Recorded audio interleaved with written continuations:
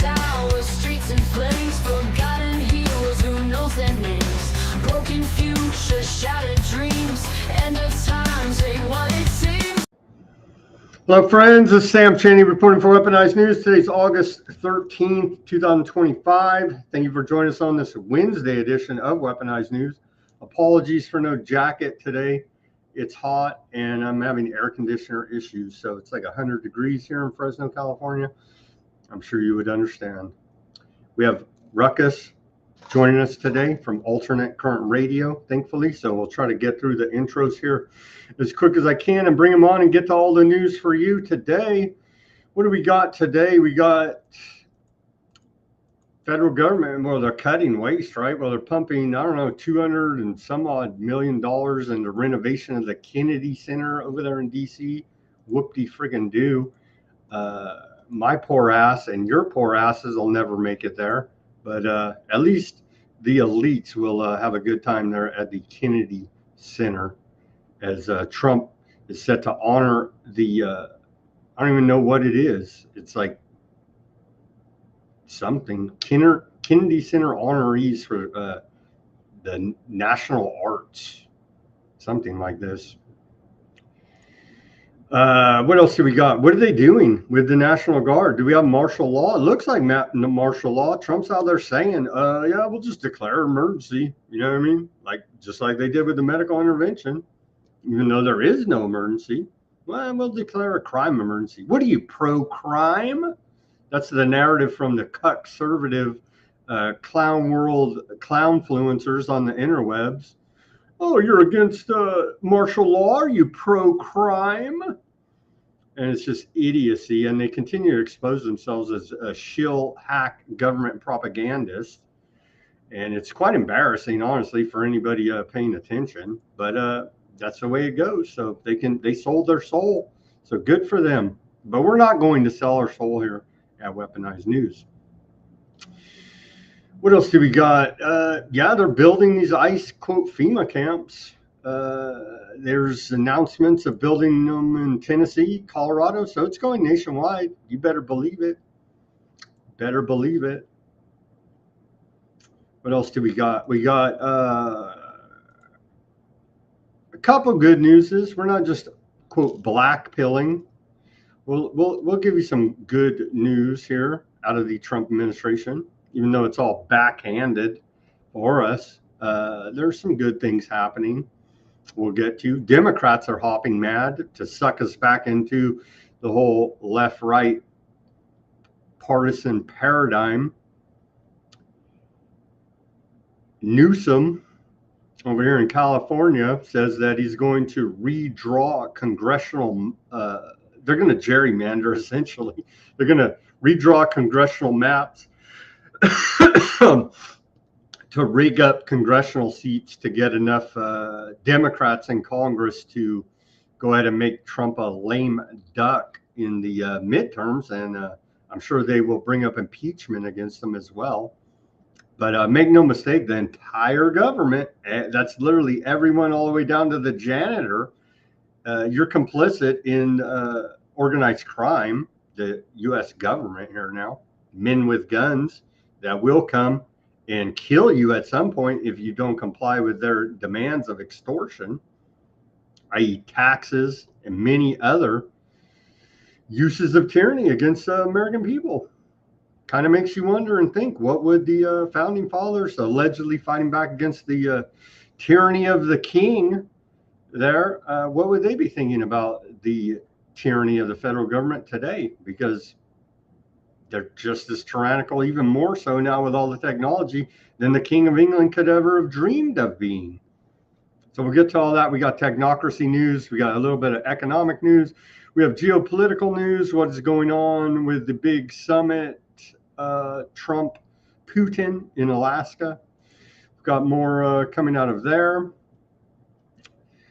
And of course, the genocide there in Aardvark land continues. And it's just more and more.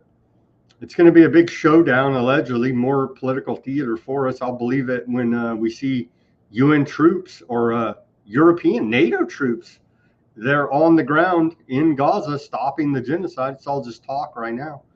But Spain apparently has jumped on board as well. So it'll be apparently much of Europe calling for the two-state solution there at the UN in a couple weeks here now.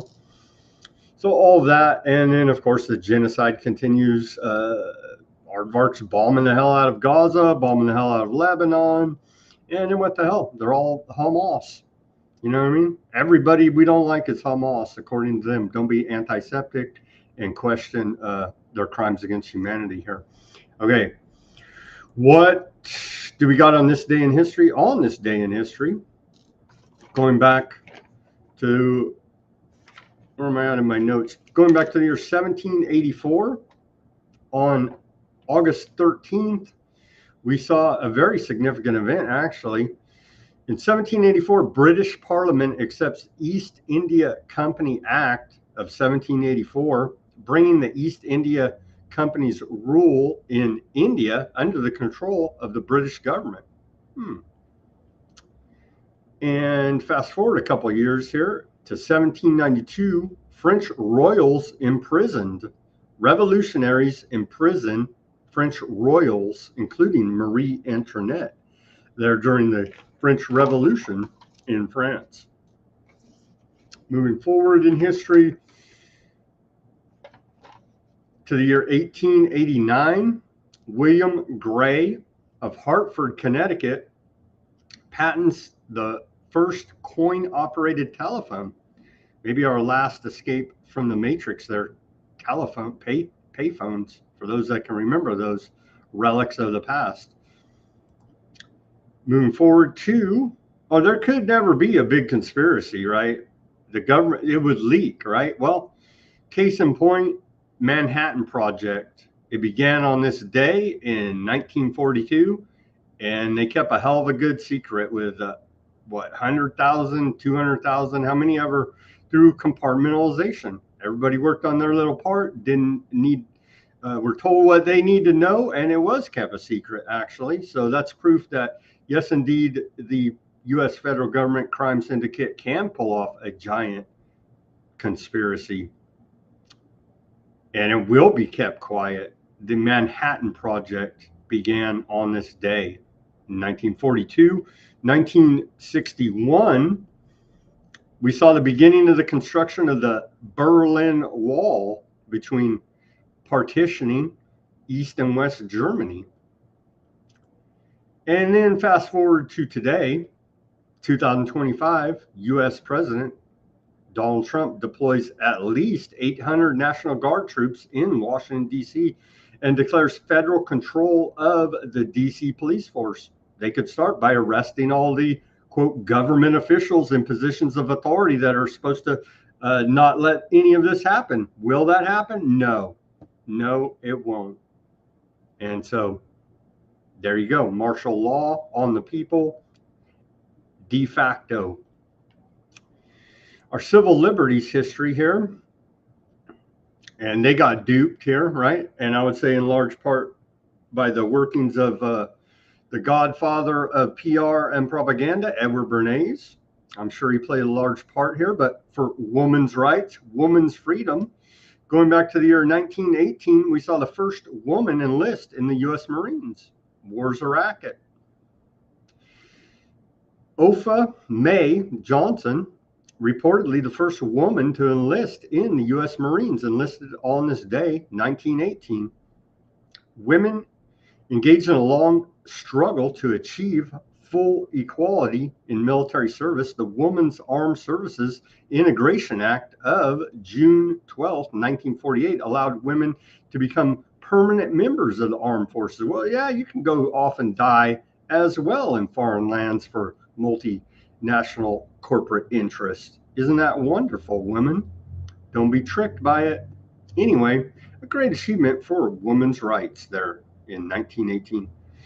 And fast forward, this is a horrific story. In 1957, the first African-American family moves into Levittown, Pennsylvania, is greeted by threats, harassment, and cross burnings. The family of Daisy and Bill Myers, African Americans, moved into the all-white suburb development of Levittown, Pennsylvania on this day and were greeted with racial threats, harassment, and crosses burning.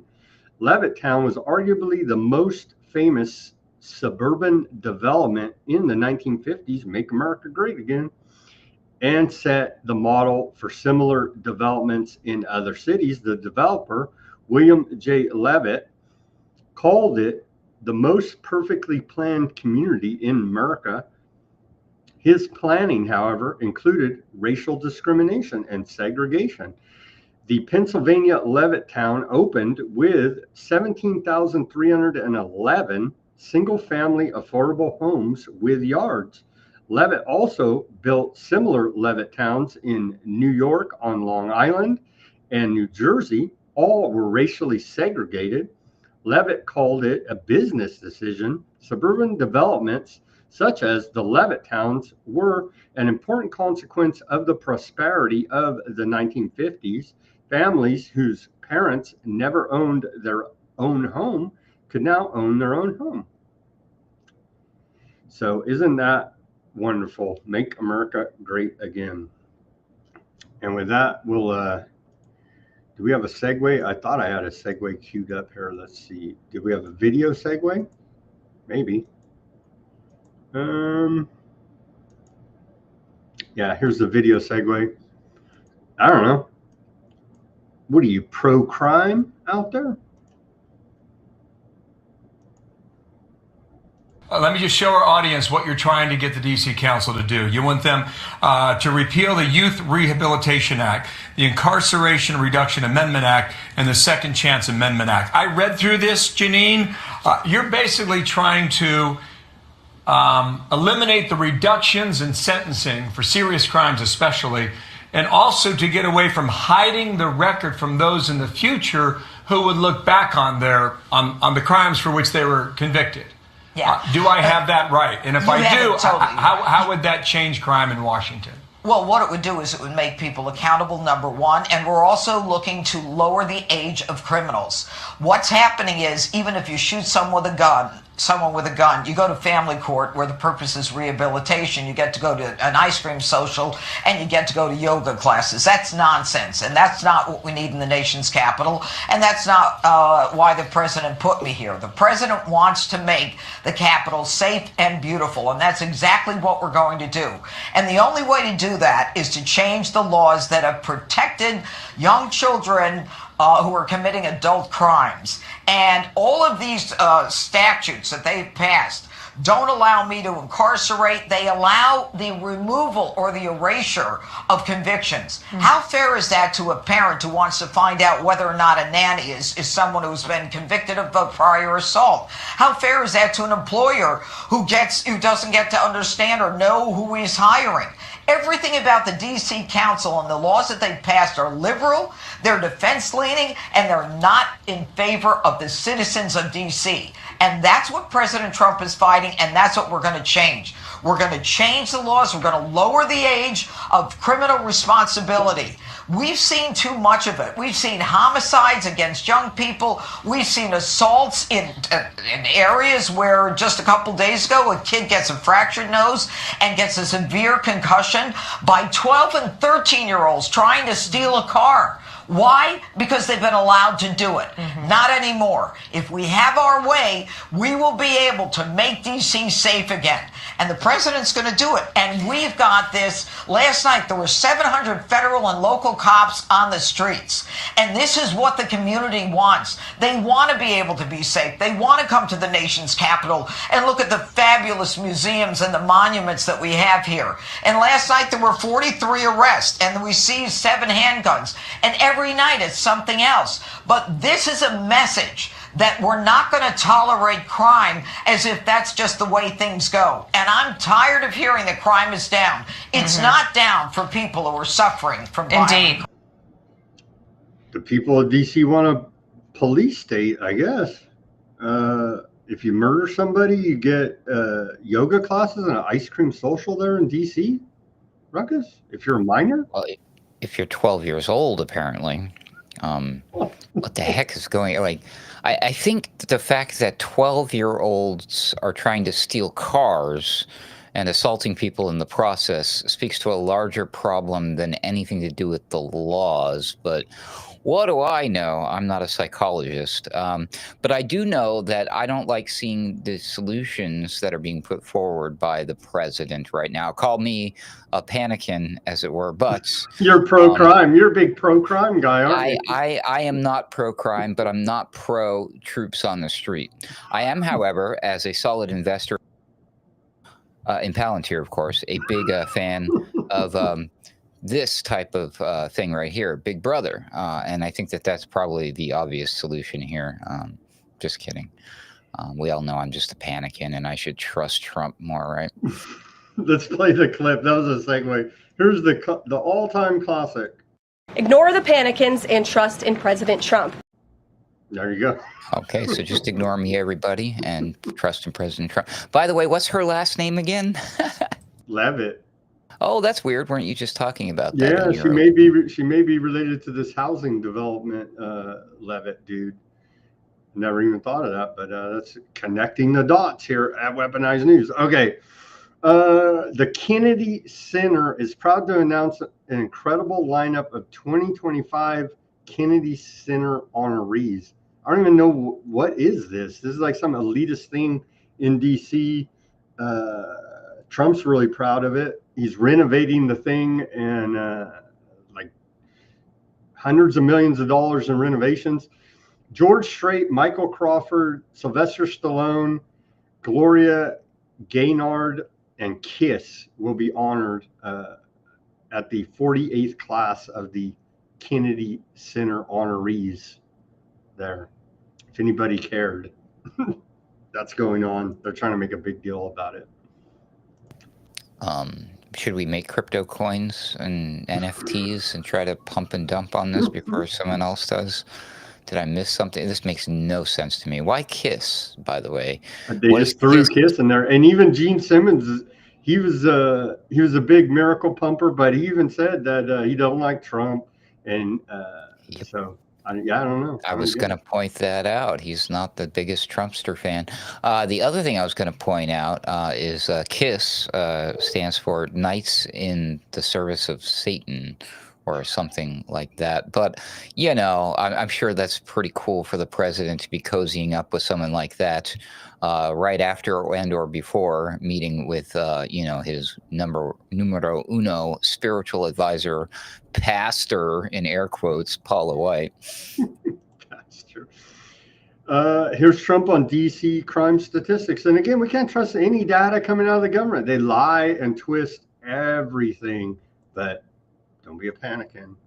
Here you go. Here's Trump talking about the rigged DC statistics, but we could trust any data coming out of his administration, right? And the numbers are worse than they ever are. Don't let anyone tell you they're not. And the whole statistical charts that they made, the whole thing is a rigged deal. They got rid of the guy that, because he didn't want to do the numbers the way they wanted to, and they put their own numbers out. They said it's the best in 20 years. No, it's the worst in 20 years. But we're going to have, we're going to be very open about what we're doing. So if the media wants to ride with police, if they want to do it, if they feel it's safe, that would be okay. So all those numbers are rigged, but Trump's numbers, you better believe those are legit. Here's the report. No comment. Here's the report. DC police commander suspended, accused of changing crime statistics.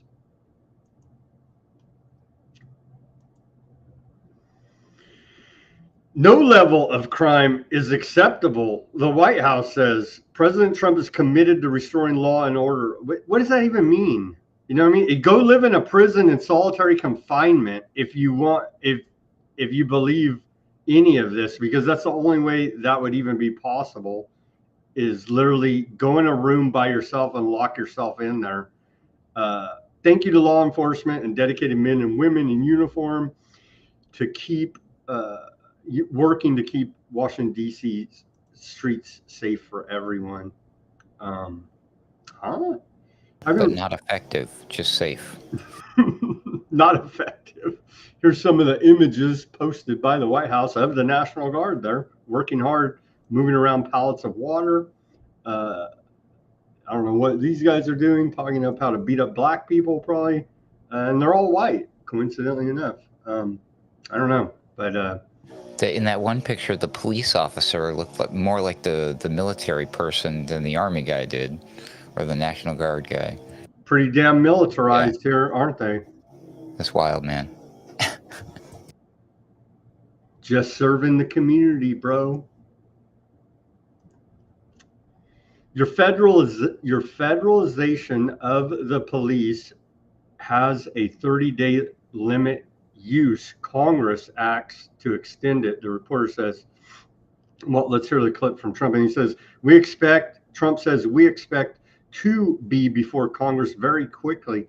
They're talking about what are they going to declare? Martial law in Congress? I don't know. It's getting really sketchy. And then that report yesterday about these the quick action teams of National Guard servicemen for civil unrest. Like, something is going on here that we don't have the whole picture about quite yet. But why is the federal government preparing National Guard teams for mass civil unrest to respond within hours, they say?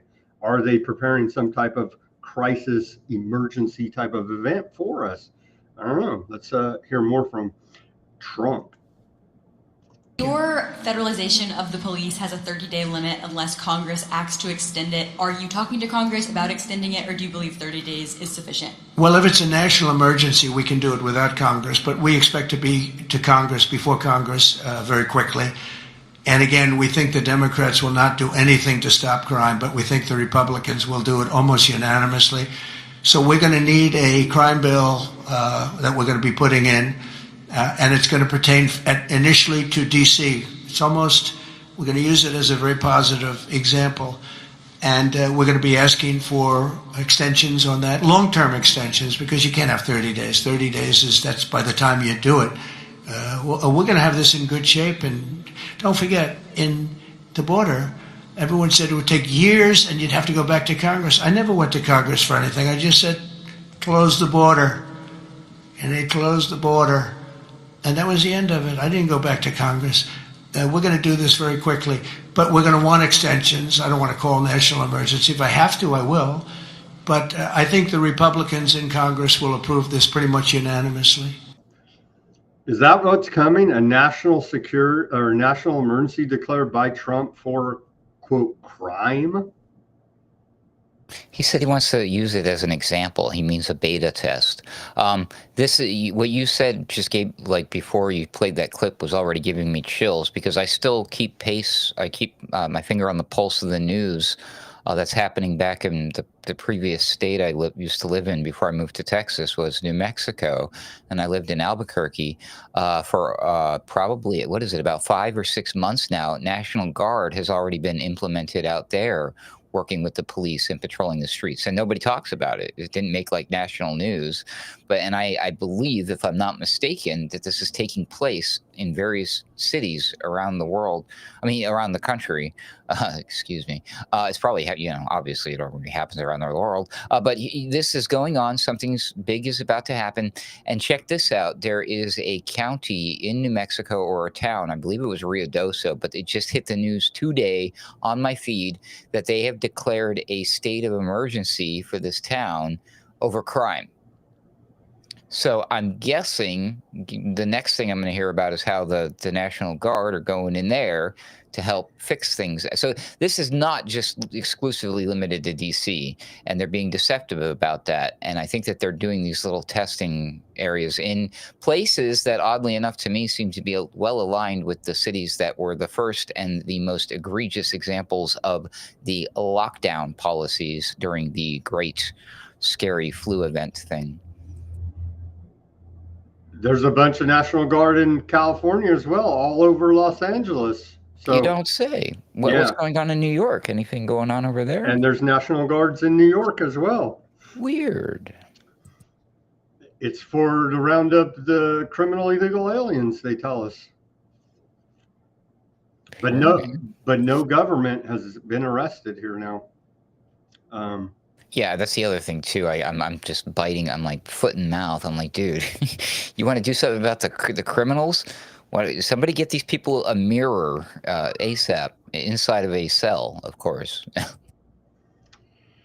More from Trump here on congressional Democrats as we play the left-right Democrat-Republican game once again.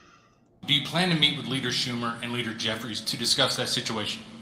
Well, I will, I guess, but it's almost a waste of time to meet because they never approve anything. If we want money to fight crime, if we want money to do only good things, just good things. And let's not even talk about controversial. They don't want to meet about anything. They really are. They're stuck. They don't know what to do. They have probably more, I would say more than half are sane, but they are led by insane people. What? So our Congress is insane, according to the president, led by insane people. So round them up and put them in the institutions, Trump. You're Mr. Law and Order, but that will never happen. Wrong. He's not wrong. He's not wrong. But isn't he insane as well? So I mean, well, the problem is that he's so willing and callously. He's so quick to say, you know, screw the process, screw the Constitution, screw Congress. I know that I don't even need them. I'll just, you know, I could just declare a national emergency. I could just do these things myself. I have the power of the pen. Well, he didn't say that, but somebody else did in recent history. Just saying. Just like Obama, yeah. President Trump is delivering on his promise to restore safety in your communities and the nation's capital. Make DC streets safe again. More than 100 arrested in 6 days here now. The White House is bragging about their arrest numbers. Wow. So we went from rounding up criminal illegal aliens to arresting American citizens pretty damn quick there. Did not see that coming. Here's and what are they going to do if they ever do round up all the illegals and deport them? Here's Tennessee. Contracts approved for ICE to reopen a closed prison as an immigration detention center, i.e. FEMA camp. Let's watch this report. The town of Mason approved contracts with both ICE and the Tennessee-based private prison company CoreCivic. Mason is about 45 miles north of Memphis, and it's the site of the West Tennessee Detention Facility. The CoreCivic-owned prison closed several years ago. Now it's going to reopen as an ICE detention facility housing undocumented immigrants. Private prison reopening there? In what city? Tennessee, in Mason, they said.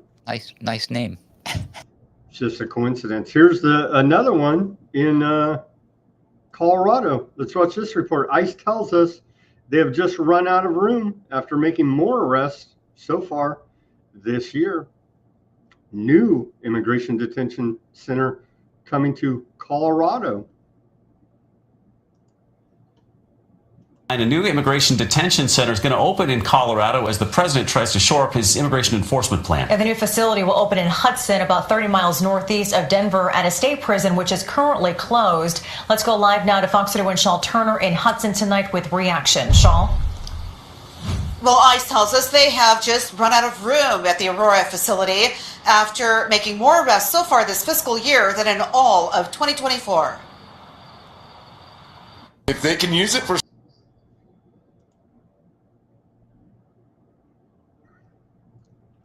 they're reopening all of these closed prisons. I guess they're repurposing, but something's up here. I'm not trusting this government. You ignore the panicans and trust in President Trump. You made me play it again. Ignore the panicans and trust in President Trump. Trump scores huge court win in battle over slashing foreign aid. D.C. Circuit Court of Appeals handed Trump administration another major victory today after it lifted a district court's preliminary injunction prohibiting the government from cutting foreign aid for this fiscal year 2024. We're still in that, or the government is. The ruling comes after several entities, including the AIDS Miracle Advocacy Coalition. I didn't even know there was such a thing, but there is. Journalism Development Network and others filed a lawsuit challenging the White House's cutting off of foreign aid. And district court wrote today, the majority opinion holds that the plaintiffs did not have valid legal basis for suing the administration over this matter. So they do love the site "you don't have standing," so it's essentially what they've done here. So we do need the funding to round up Americans. So it looks like that will be used. Here's the the actual case for those that cared. It was a Global Health Council, etc., versus Donald Trump in his official capacity as President of the United States. Man, this is an unfair trade-off. I was just thinking, what if Trump absolutely actually delivers on one of the things that he didn't promise to do, but things that we're asking of them to do now, which is to cut out all of that foreign funding for Ukraine and Aardvark land. That would free up a butt ton of money.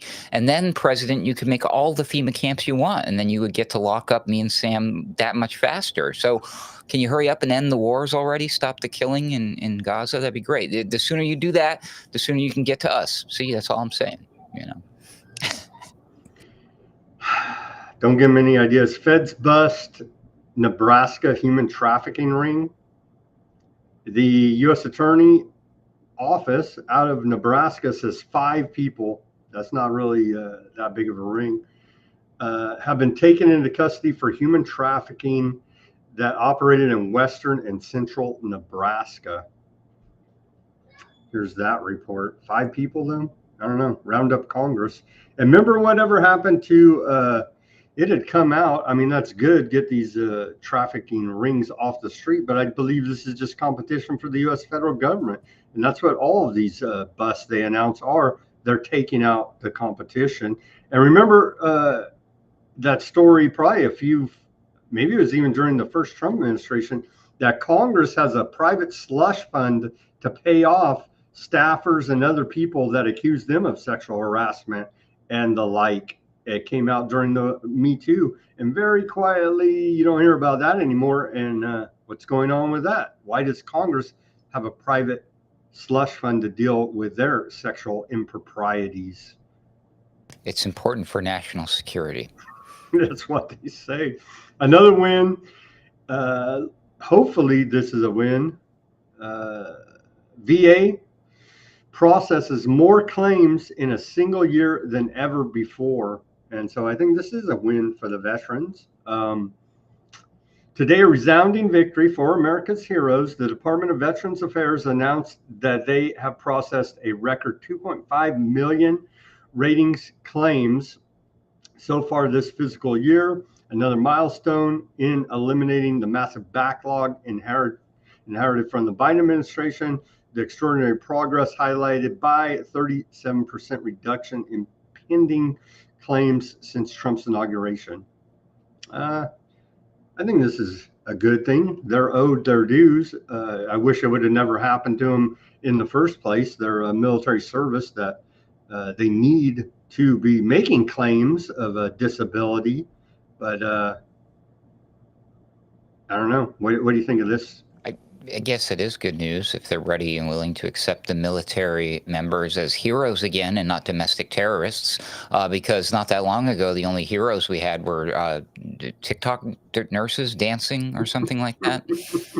I'll pass. What are the Democrats going to do? Well, Newsom says California to draw congressional maps to, quote, end Trump presidency. They're going to end the Trump presidency. Bold claims. Let's go to this report, and then we have directly from a newly minted info warrior on the interwebs, Governor of California, Gavin Newsom. But first, ABC is going to tell us about the newest Democrat scheme to take over Congress.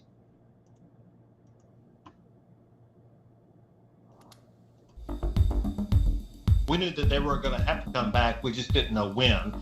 And it looks like they want to come back at the beginning of this second special session that I will be calling on Friday. Again, if they show up, great, we'll get to work and get all these bills passed. If they don't show up, we'll continue with the law enforcement efforts to try to track them down, arrest them, and take them to the Capitol. But we will be ready either way. All right, so that, of course, was Texas Governor Greg Abbott in a radio interview saying that he will call a second special session Friday as Republicans work toward passing new congressional maps that they say will secure more GOP seats. Texas House Democrats who fled the state made it clear they won't give him a quorum. Now, in the meantime, California's governor now taking action as well. Governor Gavin Newsom announcing Democrats are drawing new maps that could flip the 5 Republican seats. The governor posting in all caps, you see here, in the style of President Trump. Governor Newsom is saying that California's maps will end the Trump presidency. California state legislature is aiming to release draft maps on Friday. Governor Newsom now saying that he plans to make an announcement tomorrow to detail their big plans here. So this is our spotlight today, and I want to bring back my panel. And Tiffany, let's start here with you. Can I just ask you? Well, as long as the government's doing its job and representing the people and not playing political games for power, Ruckus, then this all seems legitimate to me, right? I don't, my ears are ringing. Did Gavin Newsom have to scream so loud with that post? I mean, unbelievable. All those caps locks going on. Anyway, I'm surprised he didn't end it with, thank you for your attention to this matter. Should have. Here's another post from his press office here, again, yelling at us. Has somebody told him that all caps means yelling on the interwebs? But I like this tomorrow, and of course we'll cover the stupid, huge historic event, how we rig elections even more to represent the people. A beautiful rally press conference. See, they're mocking Trump here. I do like that, but they're just as bad of criminals as he is. Press conference with Gavin Christopher Newsom. First time I ever saw him use his full middle name. And strong Dems. Democrats will destroy Greg Abbott's totally rigged maps.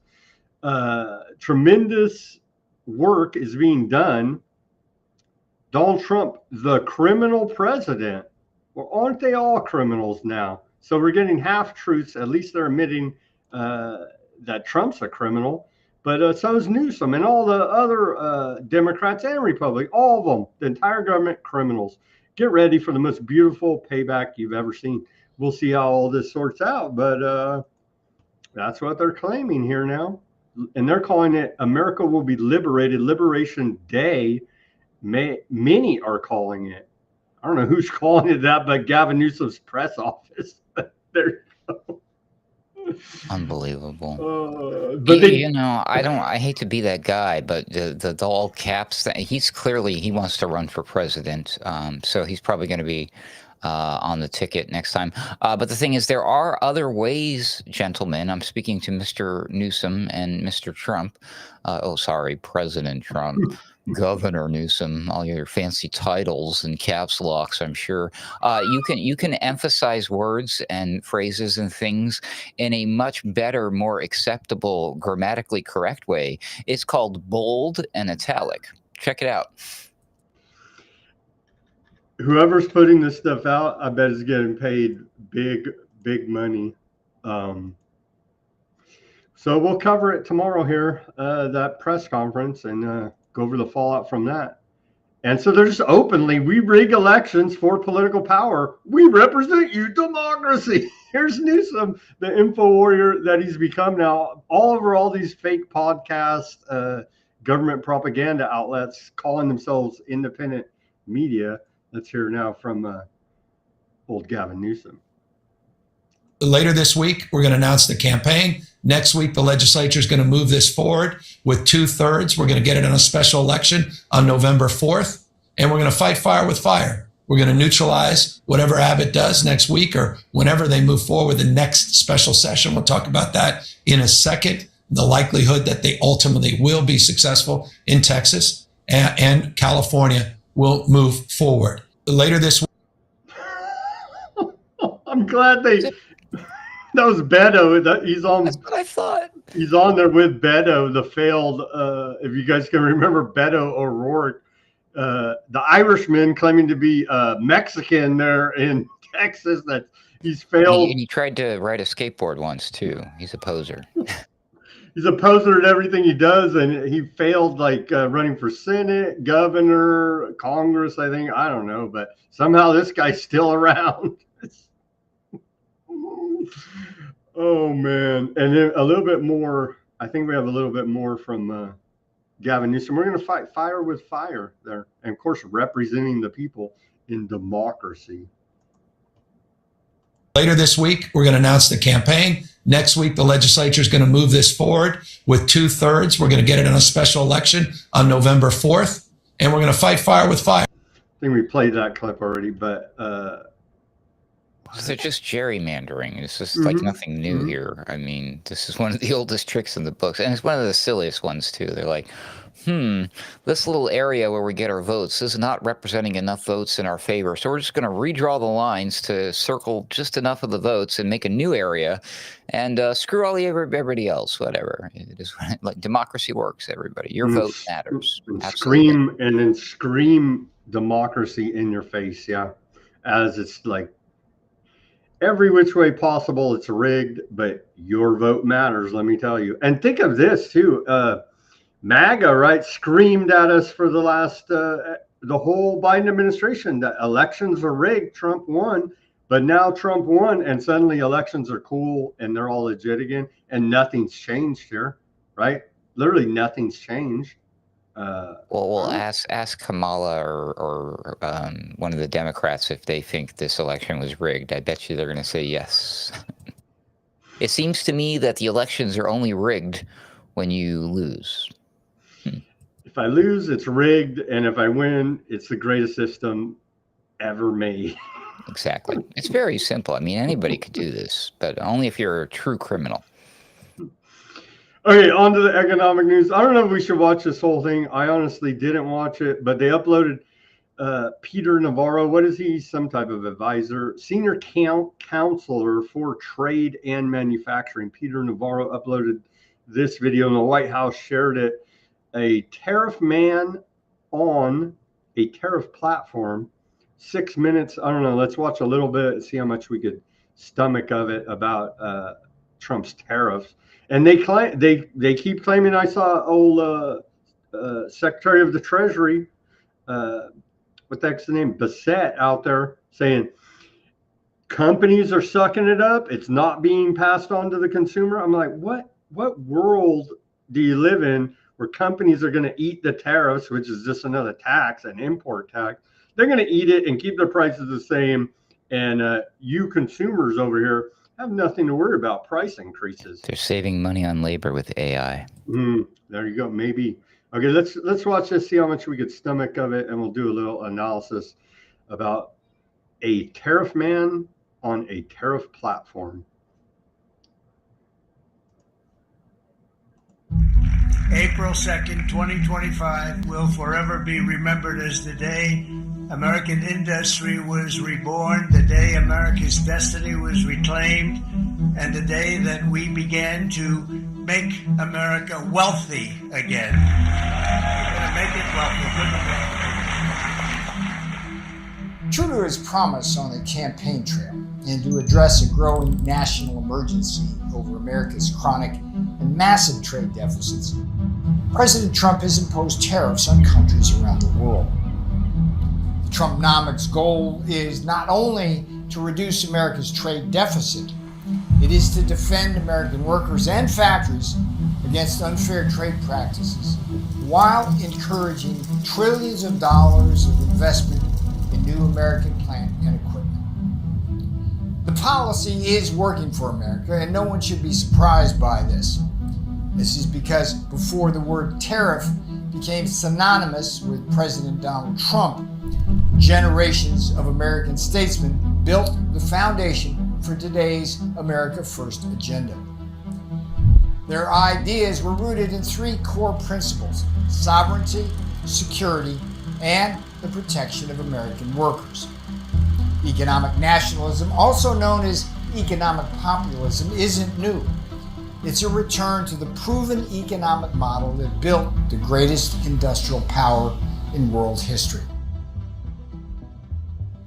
It started with Alexander Hamilton, the original architect of American economic nationalism. In his Report on Manufactures, Hamilton laid it out clearly. The United States needed tariffs to defend its young industries from British domination and to secure true independence, not just politically, but economically. Hamilton knew that if America relied on foreign powers for manufactured goods, it would always be vulnerable. Decades later, Henry Clay carried Hamilton's vision forward. His American system prioritized three things: a strong national bank, major infrastructure investment, and above all, protective tariffs. Clay said it best in 1824. The tariff is to tax the produce of foreign industry with the view of promoting American industry. That's the same logic President Trump used nearly 200 years later when he invoked Section 232 to impose tariffs on steel and aluminum to stop foreign overproduction and dumping from crushing American jobs. Like Trump, Clay faced fierce opposition.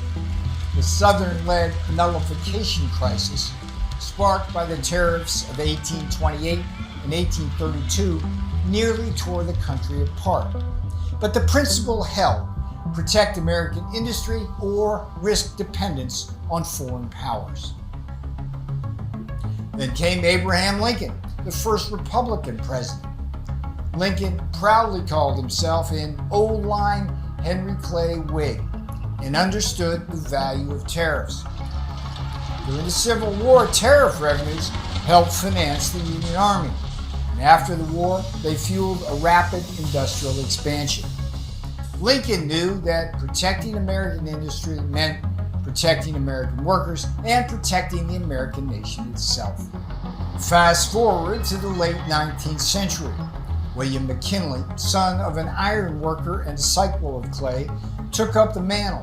In 1890, he passed one of the highest protective tariffs in U.S. history, with duties exceeding 50%. In his 1896 campaign, McKinley declared, "I'm a tariff man standing on a tariff platform."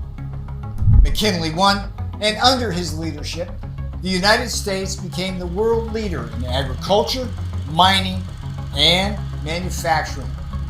He credited that success directly to the protective trade system. This is one of the most important days, in my opinion, in American history. It's our declaration of economic independence. For years, hardworking American citizens were forced to sit on the sidelines as other nations got rich and powerful, much of it at our expense. But now it's our turn to prosper, and in so doing, use trillions and trillions of dollars to reduce our taxes and pay down our national debt, and it'll all happen very quickly. With today's action, we are finally going to be able to make America great again, greater than ever before. The fake news wants us to believe these are fringe ideas, but history teaches us this is the American tradition. President Trump's trade agenda, especially his bold use of tariffs, draws along this long line of economic nationalism. From Hamilton to Clay, from Lincoln to McKinley, and now President Donald John Trump, the core idea has remained the same. Put American workers first. Build American industry. Protect American sovereignty. This is the heart of the America First agenda. It's not new. It's certainly not radical. It's the most American economic policy in history. 5 leaders, 1 philosophy. Make tariffs great again. Make America great again. Trump promises made, Trump promises always kept.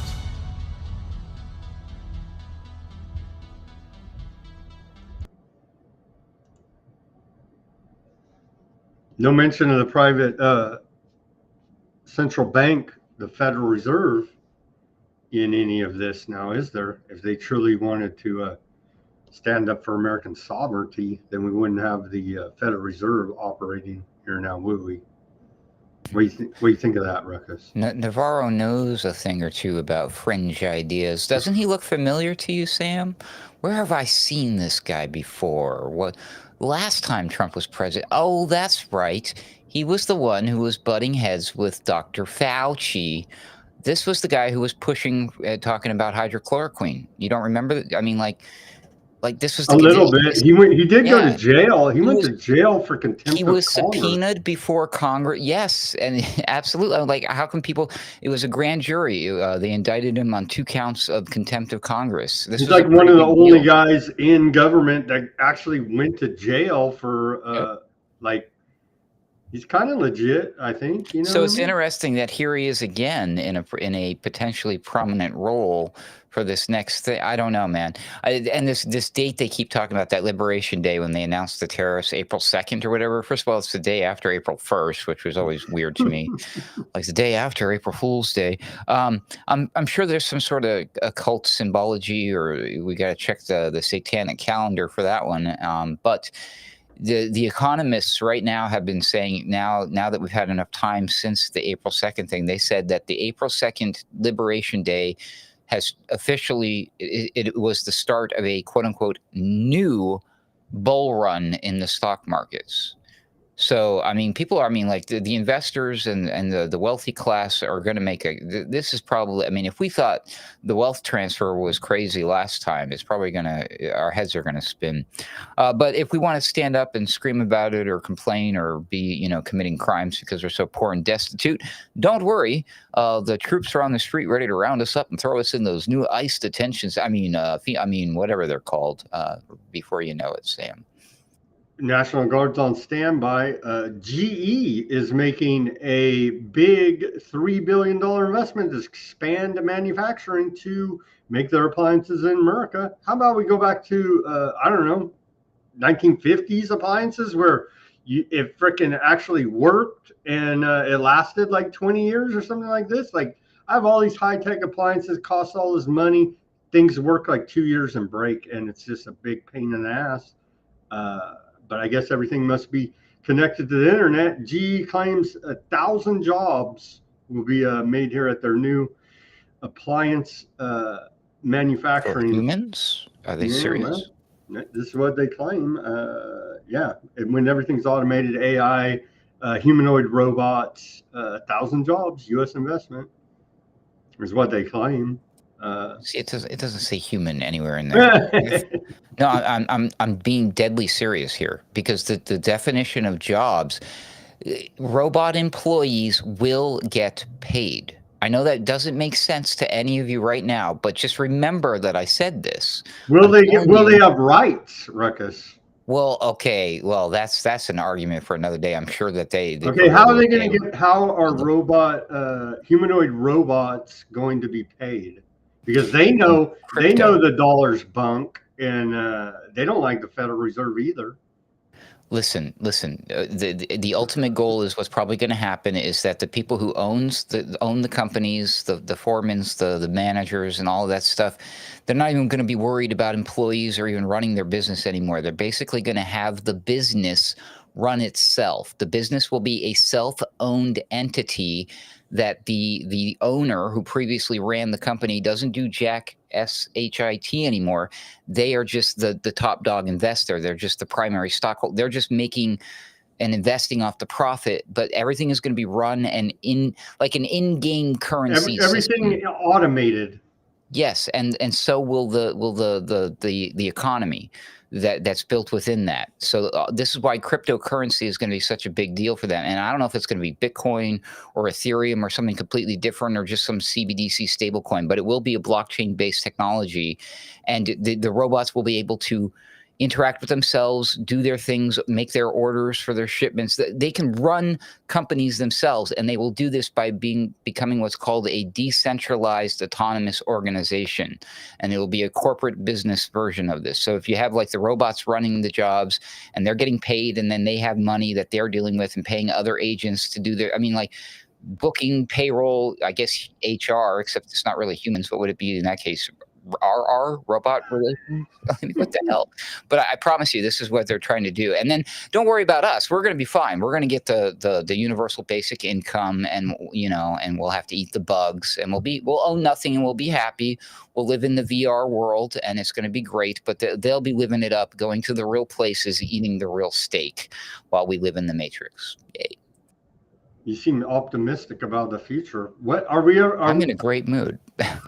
Can we get rid of planned obsolescence? Can we get products that actually?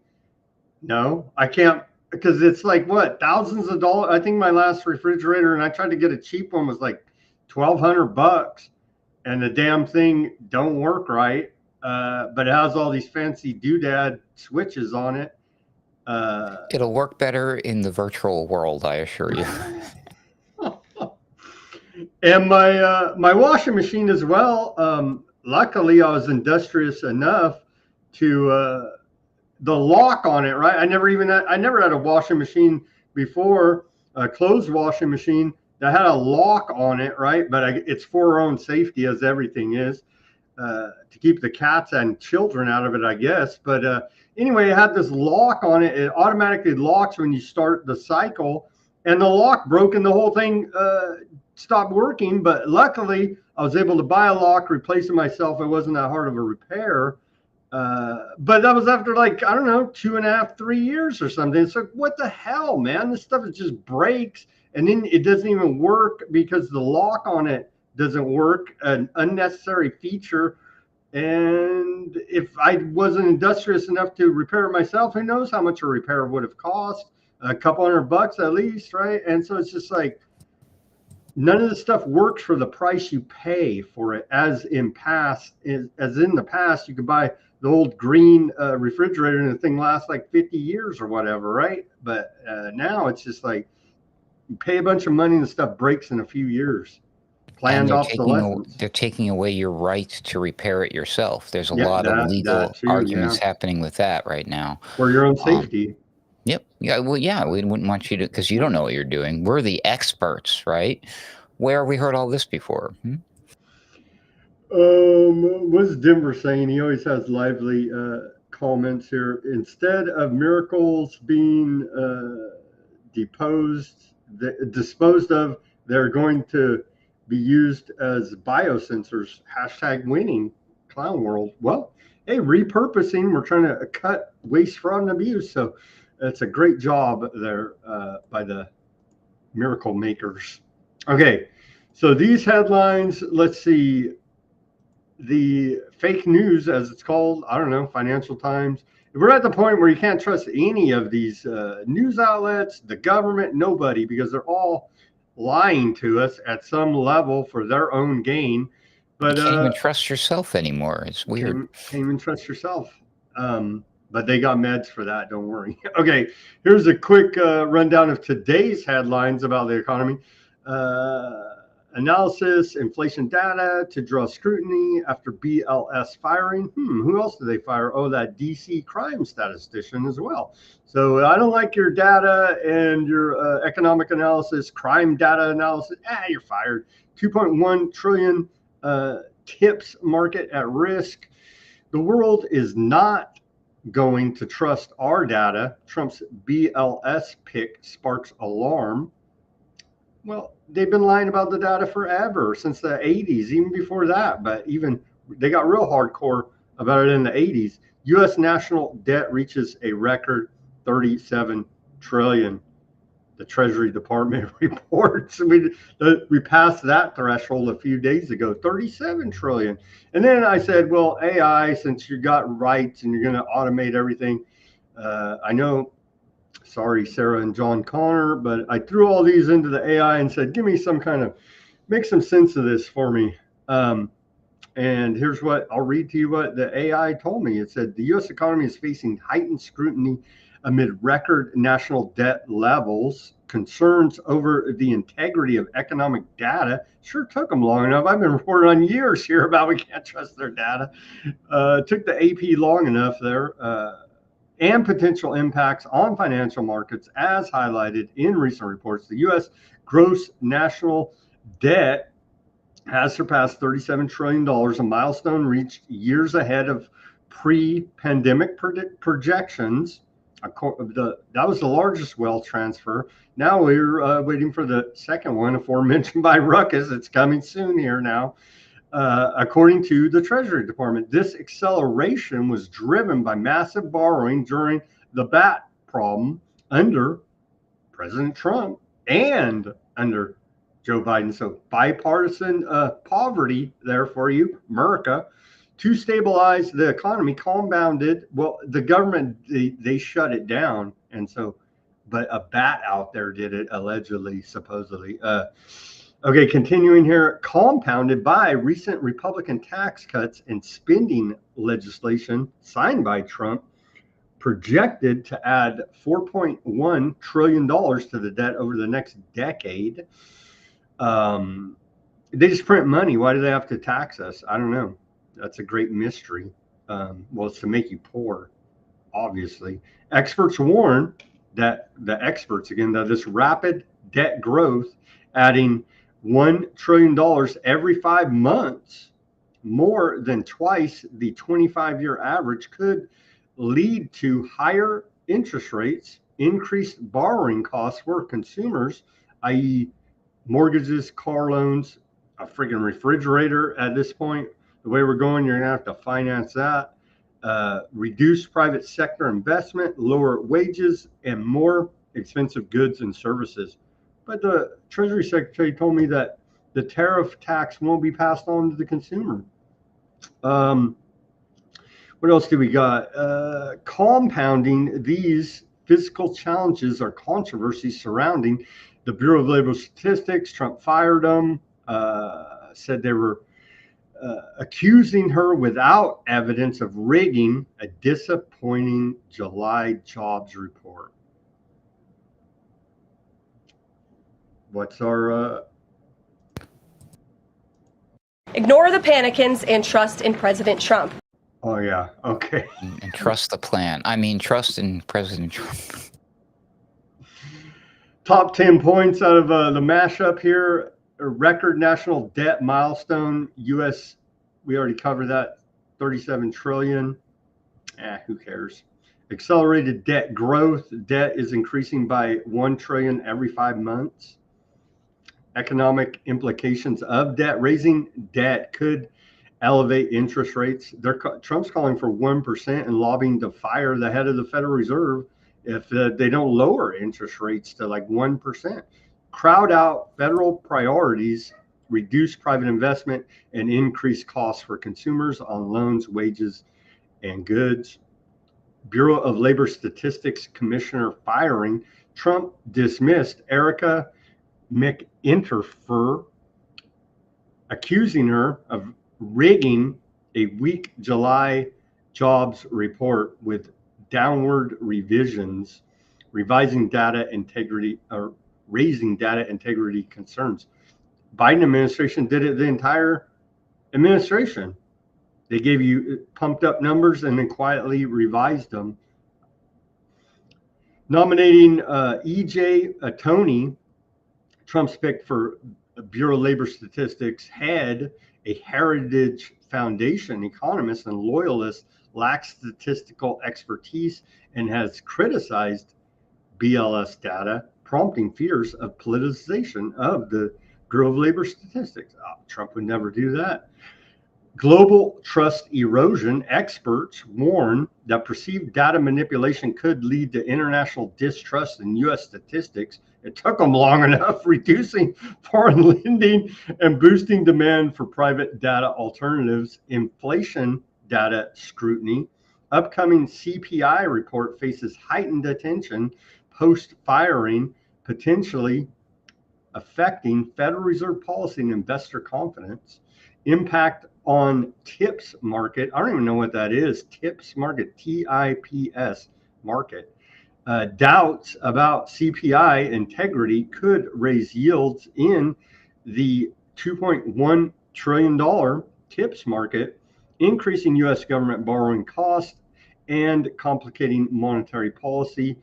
Expert criticisms, economists highlighted risks of loyalty over competence, while others, like Steve Hanke, noted the Bureau of Labor Statistics safeguards may limit direct manipulation.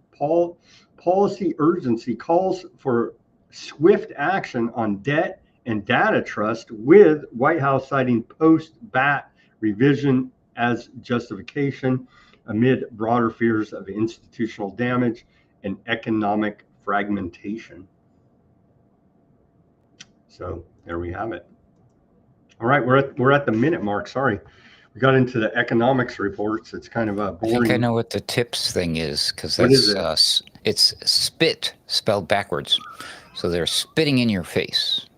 I got to look that up. I never heard it. It's a $2.1 trillion market. So something's going on there. More stealing. Technology. It probably stands for something. I don't know. I'll look it up, but let's take the live commercial break. Everybody go to weaponizednews.com. Get your stickers here. The holograph sticker, the white background sticker, and the clear sticker at weaponizednews.com. Put it on your laptop, your bumper, your guitar, your work locker, your cyber truck, and help support independent reporting and analysis that we're bringing here at Weaponized News. We take donations as well through PayPal. Subscribers, you can pay through all the different ways. We're on everything. It's confusing at this point. The description below, Cash App, Bitcoin wallet. Give us some help out here, as we're not paid to shill for the government, as all of your big influencers on the interwebs obviously are, because they won't give you an honest opinion. It's just constant shilling government propaganda, and it's disgusting. Go ahead, Ruckus, and plug. And we're also not paid to not shill the government. We're just not paid. Anyways, go to alternatecurrentradio.com and you'll find all of my stuff that me and my homies do over there. You'll find my appearances on Sunday Wire, of course, Weaponized News, Boiler Room, and then you'll find my friends' podcasts. Hey, there's one that I did. That was my recent episode on Weaponized News. Midweek Wire, that's Patrick Henningson's show. There's Sunday Wire. I was just on Sunday Wire. Gave you guys a huge shout out. Boiler Room is every week, Thursdays. Okay, so go to alternatecurrentradio.com and you will find links to buy me a coffee, as it were, if you'd like to send me a little love after you sent Sam a bunch of love. Don't send Ruckus any love until you send Sam some love first. There you go. Thank you. And also, if you need any of your computer needs, Ruckus is a computer whiz doing all this type of websites, web design, graphic design, all Sure, this but stuff. not everybody at once. I can only take a couple of you at a time. So, but please, yeah, hit me up. Hit him up. Hit him up. Here's his X account. There you go. My X account there, Weaponized News. The DMs are open. Come on. Come on. And I'm always working here at Weaponized News trying to bring you guests. I'm constantly reaching out to people. You'd be surprised the number of people that I've reached out to, and I don't know. I guess they're in their thing, shilling for the government, and so that's the way they like it. That's the way it's going to be, or we're just too small. I don't know. Whatever the deal may be, but we do find some interesting guests from time to time. Sometimes it's not them, it's the people that they hire to get them booked on these shows, who then you have to like, well, who's gatekeeping those people? Why are they being very selective? Whereas if you reach out to these people directly and you get through to them, you make it past the gatekeepers, they're usually more than happy to come on your programs. Ruckus would know, being a producer there for That's correct. TNT I'm Radio. an expert, so listen to the expert. There you go. Listen to the experts, as we have known to come and love. Well, thank you for unbaffling me there. No, honestly, I'm Weaponized News host, researcher, producer. So send some of those fiat dollars my way. It would be much appreciated. And we do appreciate all the donations and subscriptions that we've gotten. Again, the links to everything we talk about, just about, will be on our Substack, Weaponized News Substack. Go there and for your deeper research on any of the stories that we cover here, as we try to cover as much news as possible in about 2 hours, because that's still long, because the attention span's down to like a goldfish of 30, 15 seconds, 5 seconds, I don't know, 3 seconds. This clip is 3 seconds. Ignore the panicans and trust in President Trump. I guess that's about America's attention span here now. So that clip needs a little work. I might make that a weekend project. It needs to play just like that, but then it needs to repeat and play like in slow mode. And trust in President Trump. I think that'd be great. That was from yesterday, actually, and it's just quite shocking, but not really. But it is still, I'm still shocked by the level of propaganda. We should play it backwards and see if there's any like weird satanic messages in the backward masking, because there's always that weird stuff to look at too, just for fun. We got some new people joining the show in the chat here. I see Plutonium, or is that Plutonium Productions? And then we got Bring 5 and Pamela Drew. Snail mail PO box offliners. Yeah, I don't have that. If that's the Pamela Drew, I think it is. She's a bit of an info warrior herself. So shout out to Pamela Drew. Well, shout out to you. Thank you for joining the this broadcast. Okay, back to the news here for you. What do we make of this? I arrest the government. It's look over there, the distractions. Look over there, look over there. Don't talk about Epstein. That's for damn sure. Trump already told us it's a Democrat hoax. That's why we have to keep talking about it. But this, again, Tulsi Gabbard, rogue from X-Men, newly declassified top secret emails sent on December 22nd, 2016, complying with President Obama's order to create the manufactured January 2017 ICA about Russia, expose how Director of National Intelligence James Clapper demanded the intelligence community fall in line behind the Russia hoax. Clapper admits that it was a, quote, team sport that required compromise on our normal modalities. And so she's released this now. Well, then march yourself down there and arrest all these people. You're the top spy in the country, Director of National Intelligence. You can't, marshal the resources to go arrest the bad guys. What do you think, Ruckus? It's just more distractions, right? And until somebody. Since when are intelligence gathering related to like stopping crime or catching criminals? What the heck? I mean, as long as we were told they have to spy on us to keep us safe from those damn Al Qaeda terrorists that attacked us on 9/11, and they've never caught. From my experience and my recollection as a U.S. citizen, I have never been explained properly how intelligence gathering protects me and keeps me safe. Zero. I don't. It's complete loss to me.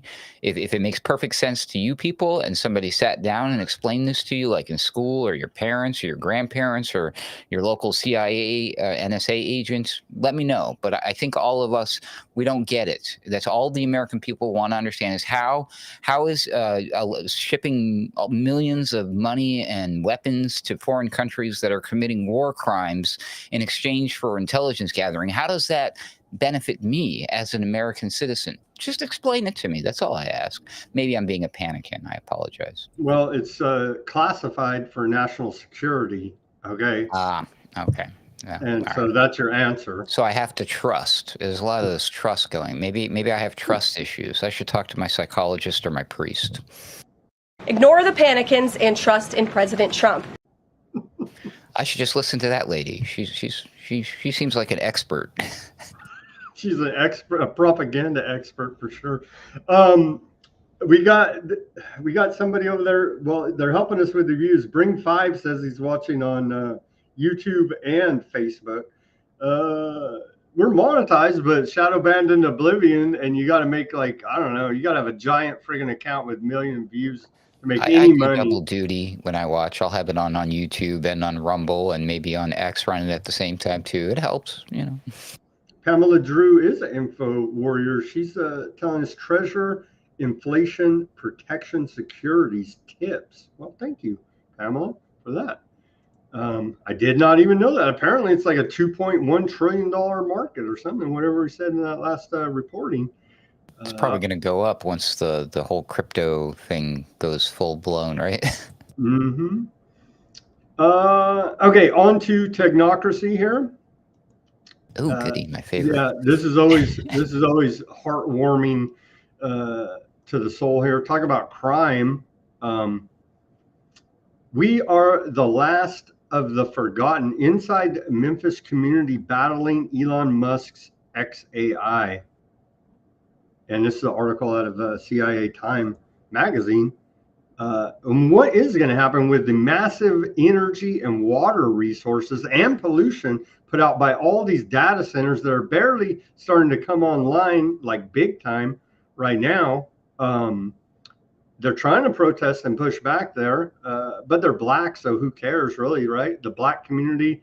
I think we have a clip here. Here's the fancy Elon Musk XAI data center there. Researchers University of Tennessee, Knoxville, at the request of Time, ran an analysis on the air quality in southern Memphis over the last couple of years based on public satellite data from NASA and the European Space Agency. They found that the average concentration of nitrogen dioxide have increased by 3% when comparing the periods before the data center went in there. And so that is your pollution right there. And I remember when they're floating that idea that air pollution is racist. It may very well be in this case. Let's see what they do here. I had a clip, and they go through here. They're fighting it. We played clips at their town halls before. Thought I had a clip. Maybe I didn't. But then they get all crazy with this guy. He's like a full-on communist, so that like turns off when they do, I believe, have legitimate concerns of pollution. Here's the data center there. Oh, I guess we don't have. I thought there was a clip in there. Maybe let me try to refresh it. There was a clip of one of the townsfolk there talking about it, but that is going on. So what do you think about the idea of these data centers sucking up all of these resources? Is there ever going to be any reckoning for that, water and energy? Okay, here's the guy. What do you think of that, Ruckus?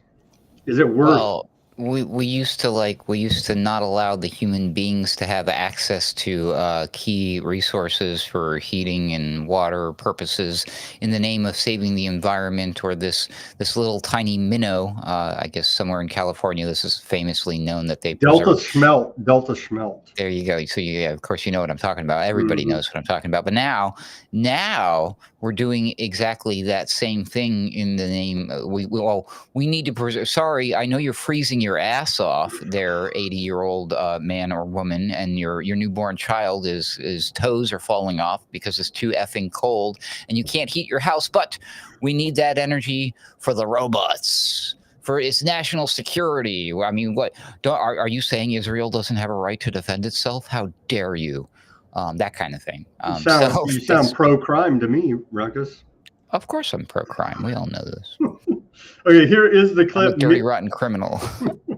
Memphis fights for clean air and against Elon Musk, the pollution that is hurting our community. So maybe this is leading credence to the claim that air pollution is racist. That is hurting our community, that is quite literally taking the breath from people, right, is to power a racist bot on behalf of the richest man in the world. This is Colossus, a supercomputer that Elon Musk calls the most powerful AI training system in the world. Colossus is fueling Musk's company XAI and its large language model named Grok. The data center sits a few miles from Boxtown, a predominantly black community in Memphis, where the median income is $37,000. Boxtown residents say that the pollution from the gas turbines that have powered Colossus over the last year is worsening their respiratory issues. It smells like gas now, and it didn't smell like gas before Elon came. I literally can taste it. I can taste the difference now. Time asked researchers at the University of Tennessee, Knoxville to analyze air quality data from satellites run by NASA and the European Space Agency. Their report showed a marked increase in peak nitrogen dioxide concentration levels in Boxtown and other areas nearby the plant. High levels of NO2 can aggravate respiratory diseases, particularly asthma, according to the EPA.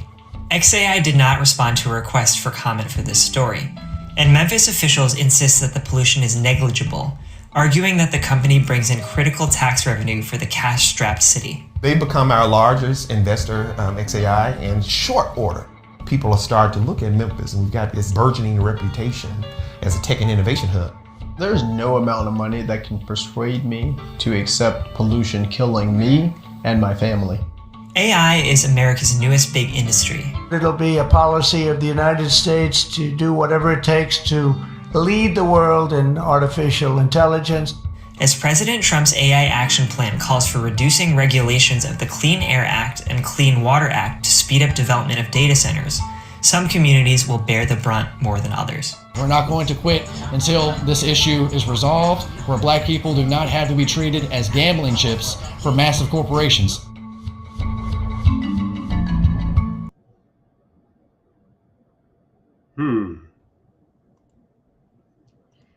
Sounds like criminal talk to me.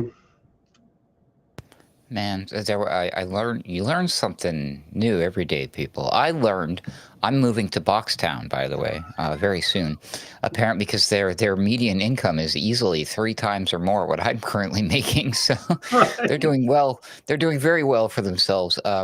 Sad but true. It's very interesting that dude, the communist guy, right? The politician, what's his name with the afro there? I forgot his name. He's very controversial, right? I forget his name too. Yeah, but. They're concerned about how this is to build a racist AI. I think we have bigger concerns than the DEI woke level. Is the AI racist? Listen, the AI is going to replace your job. It's going to replace everybody's jobs except the people at the top. This has nothing to do with the color of your skin. Or even how much money you make, because good for you. You make that much, and the neighbors in the next town make 5 times as much as you, and the next one's down 10, and the next one's down 100. They're all they make jack squat compared to what the billionaire class are making, and the technocrats, and they're the ones that rule the world. So, all of this fighting and division and over table scraps is quite silly at this point. We need to stop that before it's too late. Which, I guess as of April 2nd, Liberation Day, it's already too late. His name is Representative Justin Pearson. Here he is. Pearson. Yeah, there he is at his rally. He's trying way too hard to look like he's the next MLK or something. He's got this vibe. I don't trust these people with these vibes. He doesn't seem sincere in the least bit, to be completely honest. Oh, yeah, well, yeah. And I think we're over racism in large part here in liberal America because we elected half-white President Barack Hussein Obama. But besides that, XAI. And he was a foreigner, right? We the first. Oh, wait a minute. Never mind. That was not. Never mind. He was born in Kenya, Hawaii. Ruckus. I was confused. Sorry. See what Trump does? Trump he used to spread all these lies and misinformation. I'm glad he's changed his ways. No, it was Obama that actually released his rigged up birth certificate that forensic what Adobe digital experts picked through and proved it was all rigged. True story. This is one of the reasons that I first got interested in messing around with Photoshop and all that stuff way back in the day. And I learned that was the first time I learned all of the stuff that eventually led me to, I love working with graphics now and doing design. All the layers, right? They peeled off the layers. I was investigating it, looking at, you had these tools, you could inspect things and you could tell when somebody manipulated an image. I was all into that stuff. It was wild. But what a rabbit hole, man. I remember that. Good old times. Those are the days. Those are the days. So we had our first half-white president. I don't know what all, but they just can't let the racism die here, the race hustlers. But it is targeting the black community there. I'm sure there's white people and whatever race you are, you're all breathing the same air. Bring 5 says he's looking forward to, in his white community, XAI Colossus. You These and these are the same as like the Bitcoin miners, and there are all these servers, and they make this humming noise. So there's this weird noise pollution that's going on too. So this is not. I mean, there's all sorts of nitrous dioxide, NO2. Thank goodness this wasn't CO2. I mean, because could you imagine if this was releasing a bunch of CO2 into the air, Sam, and then suddenly trees and plants would be thriving? We can't have that, because then they could catch on fire, see, because of climate change. See, this is all safe and effective. This is good news, everybody. Tying it all together. Trust in President Trump. Yes. More technocracy. U.S. embeds trackers in AI chip shipments to catch diversions to China. What? Yeah, according to Reuters. That's the, what? They're doing this. Allegedly, according to Reuters. It's just like, what?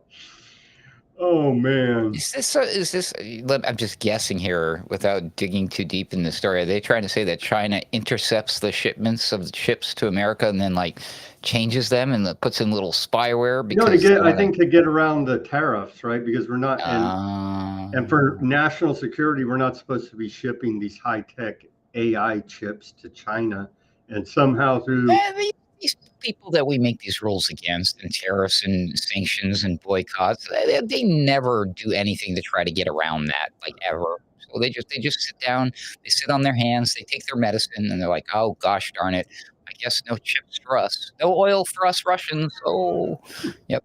Good luck with that. Just so it's not only America, this is one world government. UK expands police facial recognition rollout with 10 new LFR vans deployed to 7 new regions. Here's the announcement from the UK government for the public safety, of course. And it says that right here. The technology has also been used to maintain safety at big public events. Oh man. Yeah, like I said, you want safety and security, lock yourself in a room by yourself, solitary confinement in a prison, and that's probably. Epstein tried it and he killed himself. You know what I mean? He hung himself in solitary confinement in prison, so even that won't keep you safe. That's right. So only Big Brother will keep you safe, which is why it's a good thing that they're always watching out for us, keeping us safe and effective. Yeah, dude, I think everybody needs to hurry up and refamiliarize themselves with some of the plots and themes in the 1984 book written by Orwell. I'm not suggesting that you read the whole book. It's a difficult read, and some of this stuff doesn't make sense, especially if you're not a prolific reader. Especially if you don't consume classic literature since you left school. But if you pick out like one of those cliff notes or a review on YouTube, or like just read a Wikipedia, I think you really need to refamiliarize yourself with some of the important things that were said in that book, because it's going to become even more important as the days go by. Just trust me on this. So find a YouTuber that reviewed the book. I think you should make that your weekend project. Reading is a conspiracy theory, Ruckus. You know what? Another one to reread is Brave New World. And what I didn't notice, I read it like 3 times, cover to cover. And the last time, probably a couple of years ago now, I noticed that old Huxley, he drops a lot of names in there. And it's supposed to be a fictional novel, but take a look around at what they're doing and look at the names that he names his characters in there, and you'll be like, "Whoa, this is tripping me out, dude." I want to read that time traveling Trump book, though. That's on my list. Okay, more back to domestic police state here. Hayes County residents push against buying more flock cameras. So I don't want to be blackpilled. I don't think voting will help, but protesting your local government over police state may help. We got to do something. Let's watch this report, and then we'll go through. And I remember in college, in economics of crime class, I wrote a big report about the license plate, or it was red light cameras at the time. And I said, this is very Orwellian, and I don't agree with it. But onto the license plate reading all this flock cameras who are integrated with Palantir, by the way. Let's watch this report. Hays County are urging county leaders to drop the idea to buy more automated license plate readers. Today, county commissioners heard more public testimony on whether to buy more flock cameras. Right now, there are 5 around Hays County, and commissioners are considering spending about $15,000 in grant money to buy 4 more. Those against the purchase say they're concerned about privacy and ethics. Hays County Sheriff Anthony Hippolito says that the cameras help with public safety and they are not used for mass surveillance. But today, some people said the money could be better spent elsewhere. Surveillance does not address the root cause of crime: lack of affordable housing, mental health care, youth programs, job opportunities, and community resources. Instead of investing taxpayer dollars in a system that tracks and monitors us, we should invest in our people. We should be funding programs that keep families stable, keep kids engaged in positive opportunities, and help our neighbors get back on their feet when they're struggling. County commissioners will give the public at least 1 more week to speak before making a decision.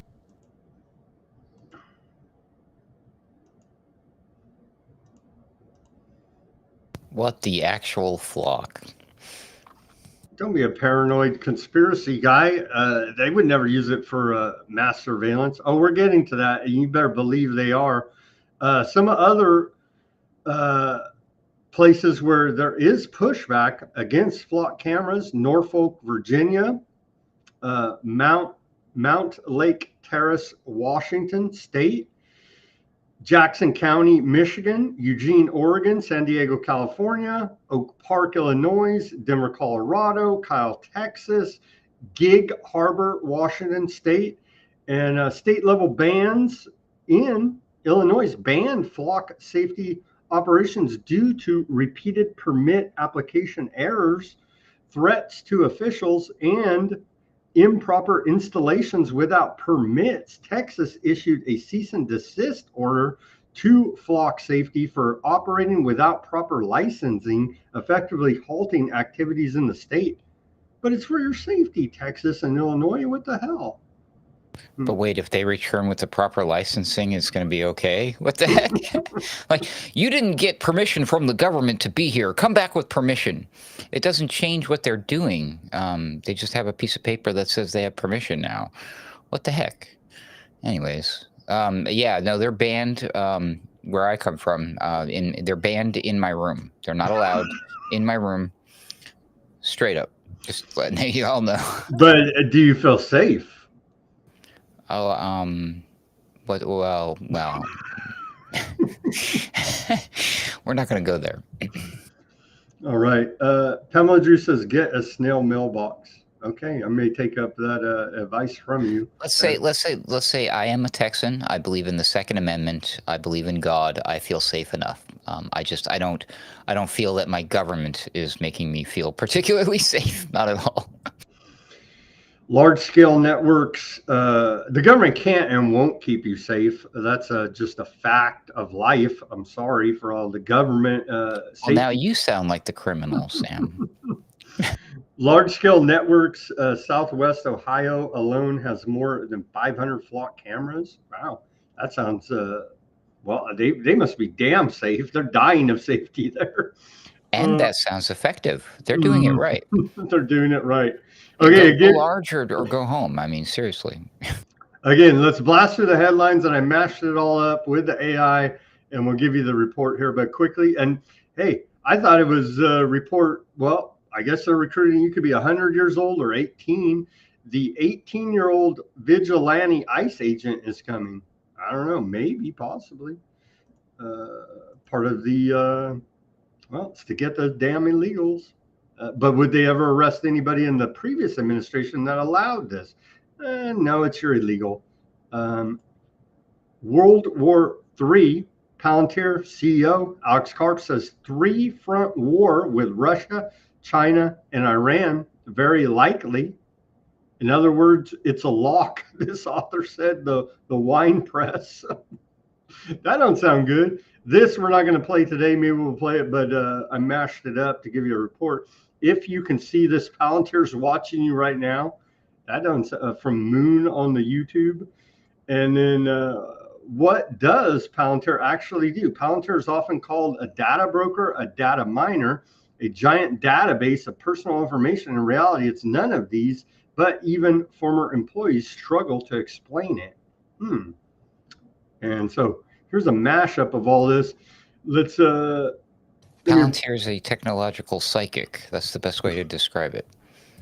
Predicting the wars that they're going to help engineer here. Now, Palantir Technologies, a data analytics and software company founded by Peter Thiel in 2003 and led by CEO Alex Karp, has drawn significant criticism for its deep integration with government agencies, military operations, and surveillance practices, as highlighted across the provided sources. That was all those articles that I threw into AI to give me the summary, originated from fraud detection techniques developed at PayPal. Palantir received early funding from the CIA's venture capital arm, In-Q-Tel, embedding it firmly within U.S. national security frameworks. Its core products, such as Gotham for investigative mapping and Foundry for data management, enable clients, including governments, law enforcement, and militaries, to consolidate data sources into actionable insights, often without requiring technical expertise. This quote, God eye view technology has been deployed in contexts ranging from counterterrorism to predictive policing to immigration enforcement and modern warfare, but critics argue it amplifies human biases, facilitates mass surveillance, and contributes to ethical dilemmas in global conflicts.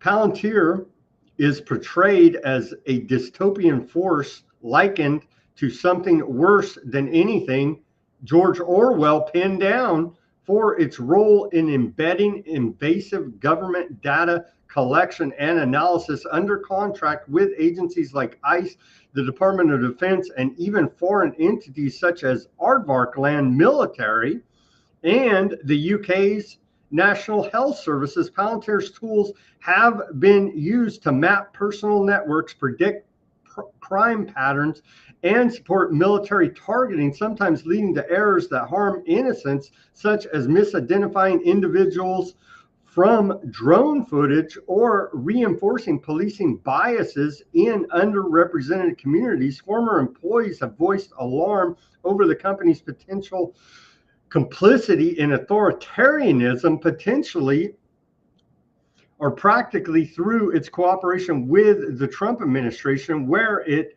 helped build master databases of Americans' private data, raising fears about narrative manipulation against immigrants or dissidents.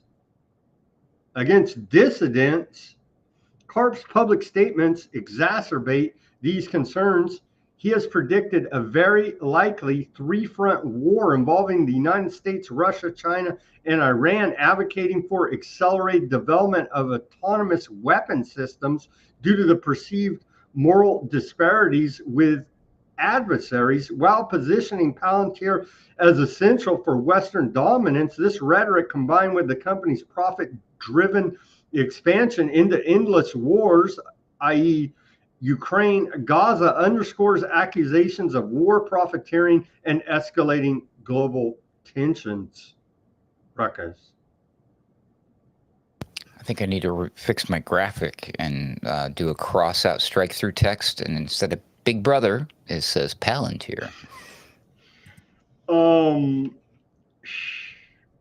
That's AI told us that from mashup of these articles. So I don't know. AI kind of knows what's going on here. Palantir is I actually, you mentioned this person all the time, Jason Bassler, I think is his name on X, right? Yeah, he just posted something today, and I reshared it. I liked it. It was like, he says that's the only two stories that need to be focused on right now that matter. Nothing else matters: Epstein and Palantir. I would suggest that the Epstein thing doesn't even matter at this point, because that damage is already done. I hope beyond hope to the Almighty Lord in heaven above. I literally hope to God that it's not too late for us to do something about the Palantir thing. However, that being said, I'm extremely skeptical the way things are progressing, because it's moving rapidly, very rapidly. So I don't know. I think unless the entire country suddenly becomes aware of this through, making this topic go viral. So make sure you're telling people before it's too late about what's going on with this Palantir stuff, okay? Then, we're screwed. They all need to collectively pull their heads out of their collective you-know-whats and say, no, you know what? We're not going to do this. And you don't have enough ICE detention centers or National Guard troops to stop us all. And then, of course, they'll just bring in the aliens or the nukes or whatever at that point.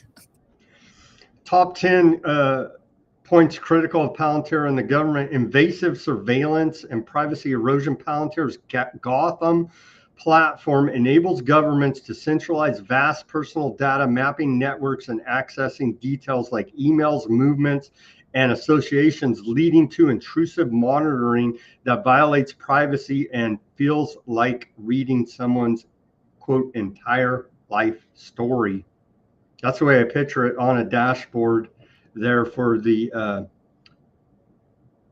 Director of National Intelligence. And the health, the wearables, right? So those things can also be worked into these systems, because we're going to have one universal central government-owned database of health. That's going to get plugged into the system too. They're going to be able to monitor your heartbeat and your stressor. They're gonna. Oh, he's got a too many beads of sweat on his forehead. He's about to rob a bank, or whatever. And they could. It has nothing to do with whether or not you're really going to rob a bank. They could get this technology sold to the people so well that it's such a fancy black box technology. All they have to do is swoop down and pick up Ruckus, and they're like, whoa, what Ruckus? What did Ruckus do? Oh, he was going to rob a bank. How do you know? Palantir. Oh, yeah. Okay, we trust Palantir. Well, then, yeah, you say so. We believe you. Again, a trust issue thing going on here with this stuff. Very frightening. Very frightening. Ignore the panicans and trust in President Trump. That's right. Amplification of human biases and errors. As I said before, the AI-driven tools used in military targeting and predictive policing reinforce biases by over-policing certain areas and have led to mistakes such as misidentifying innocents from faulty drone footage, resulting in interrogations or harm. I would say assassination. We covered it. The Lavender system they're using in Gaza, you're 6 degrees of separation from being a Hamas terrorist. And they've used it to kill people. And Alex Karp, the CEO, brags about it. And so, yeah, complicity and authoritarianism. Former employees warn the Palantir software risks enabling authoritarian narratives, particularly under administrations like Trump, by allowing manipulation of data against immigrants or dissidents, with critics arguing it doesn't eliminate human bias. War profiteering and escalation. Palantir profits from endless conflicts, supplying tech for wars in Ukraine, Gaza, and potential fronts with Russia, China, and Iran, while Karp's prediction of the three-front war push for autonomous weapons, exacerbating global tensions for financial gain. Sounds like good guy to me. CEO Karp, ethical hypocrisy in leadership. Progressive stance contrasts with Palantir's military focus and data collection under Trump, creating a quote, enigma where social ideals coexist with surveillance capitalism, while co-founder Thiel's libertarianism clashes with expanded government spying. Oh, so they're all full of shit. Yeah, well, yeah. Government overreach in immigration enforcement. Palantir's contracts with ICE facilitate data-driven deportations, potentially amplifying abuses from lower hiring standards that allow young, untrained agents to conduct aggressive raids, threatening civil liberties in illegal alien communities. Moral disparities in warfare justification. Karp argues the U.S. technological superiority in autonomous systems due to adversaries' lack of moral considerations, but critics see this as hypercritical given Palantir's role in conflicts that may involve indiscriminate targeting and reduce nuclear deterrence. Go ahead. You want to make a comment? I'm almost done here. Yeah, no, they were saying they're being hypocrites there. Hypocritical, yeah, sorry. Yeah, because clearly, like I was like, wait a minute, this guy's going to talk about moral foundation. Like, who are we to talk about? Come on now, get out of here, especially with what's happening right now in Gaza. No way. Exploitation of public data for profit contracts like the UK's NHS deal, like you were talking about Public Health in America, they're already doing it in Big Brother UK. Deal allow Palantir to analyze sensitive health records for taxpayer-funded fees, turning public data into private gains while raising concerns over data security and ethical use in non-military context. Deep state integration and lack of accountability, early CIA funding, and ongoing ties to intelligence agencies embed Palantir in, quote, deep state. Let's just call it the government that expands surveillance without sufficient oversight, with former employees noting a culture that discourages dissent and prioritizes loyalty over ethics, i.e. Trump administration. Dystopian social impact. Overall, Palantir is criticized as enabling a surveillance state more oppressive than Orwellian's visions, where government reliance on its tools erodes freedoms, fuels biases, and positions the company as a gatekeeper of power, all while claiming to protect society for your public safety needs. There, Ruckus. I can't wait till this gets all worked in once we all got brain chips, too. That's going to be fun. Oh, what did they say? It's going to be cost effective, Sam, because remember, Palantir, like with the lavender thing right now, I mean, we got to do that extra step of sending out another robot, another piece of technology, a drone, to go take you out because you're a dirty terrorist, because you happen to be 8 years old and you were born in Gaza and you're male. So you're a dirty terrorist and we got to send a drone to kill you, right? That's where we're at right now, people. True story, unfortunately. Read the reports or watch past episodes of Weaponized News and other great independent media outlets to understand what I'm talking about. This is why they're in trouble, right? So they have no right to say that they have the moral high ground. But what if we could just have the brain chips inside the people, and if they're a threat, we determined, oh, he has 3 beads of sweat on his forehead, he's going to go kill somebody. He's probably anti-Semitic. They're just going to flick a switch, and your brain chip turns you off. They don't need to send the drone anymore to take you out. Neat. In the name of efficiency, of course. Oh, it's so exciting. Isn't technology fun? So we're following the same threads here of ideas. Jeffrey Epstein, which I agree with you, may not even matter, probably doesn't at this point, with all this technocracy rolling out in our face, scientific dictatorship. New Jeffrey Epstein and Ghislaine Maxwell survivors set to reveal more on their alleged abuse. A bipartisan duo congressman, we announced this yesterday, they put out the press release, Massey and Ro Khanna. So whenever they do bipartisan, watch out. They're going to, they put out a press release yesterday, we reported on, announced that they will hold a press conference with survivors on September 3rd. So in about 2 weeks. And so they're trying to make a big deal about it and framing Massey as the good guy and this Ro Khanna Democrat as the good guys that care about the abuse victims. When's their press conference about technocracy? Mum's the word about that. Okay. I bet they're stockholders in one company that starts with the letter P, and I'm not talking Pfizer. Who could have seen this coming? Speaking of Pfizer and depopulation, actually, Japan saw 1.6 million deaths and only 686,061 births in last year, 2024, the lowest birth count since records began in 1899. The gap of almost 1 million marks the steepest population drop since 1968, with deaths outnumbering births by more than 2 to 1, according to a report by the BBC. I'm sure it's fine, and you know that it's just a naturally occurring thing. It wasn't anything that happened during the medical intervention period over the last 5 years, was it, Ruckus? Who knows?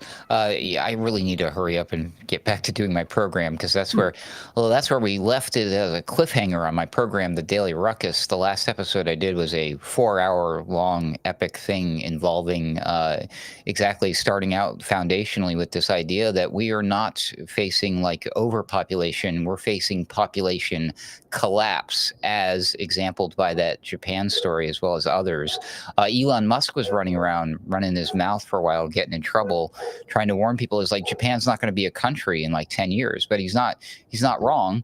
And it's weird that people like him understand these things, yet they're so quick to continue pushing forward the exact causes of our current demise. I mean, Japan is trying everything in their power to get human beings to interconnect with each other and make babies, and they're having trouble. We can't figure this out. So X is like, I know. Why don't I make an AI companion that will like you're not helping. You're making it worse. If you like, you're fueling the dystopia for sure. If you want to talk about a hypocrite, Elon Musk is a hypocrite. All these people who are like, oh, I'm concerned about the depopulate, but hey, you know, why go out and meet a girl? You can just have an AI girlfriend. How are you gonna have babies? And then Elon's like, well, don't worry, I'll make the babies for you. Yeah. Brave New World mixed with 1984, mixed with some other dystopia. That one, Soylent Green. You seen the meme, right? What do they call it? I forget the name of the chart. It's a Venn diagram. The Venn diagram. I love Venn diagrams with the circles, and they come. Never mind. All the dystopic novels of the last 100 years, and you're right in the center. You're here. Yeah. Yep.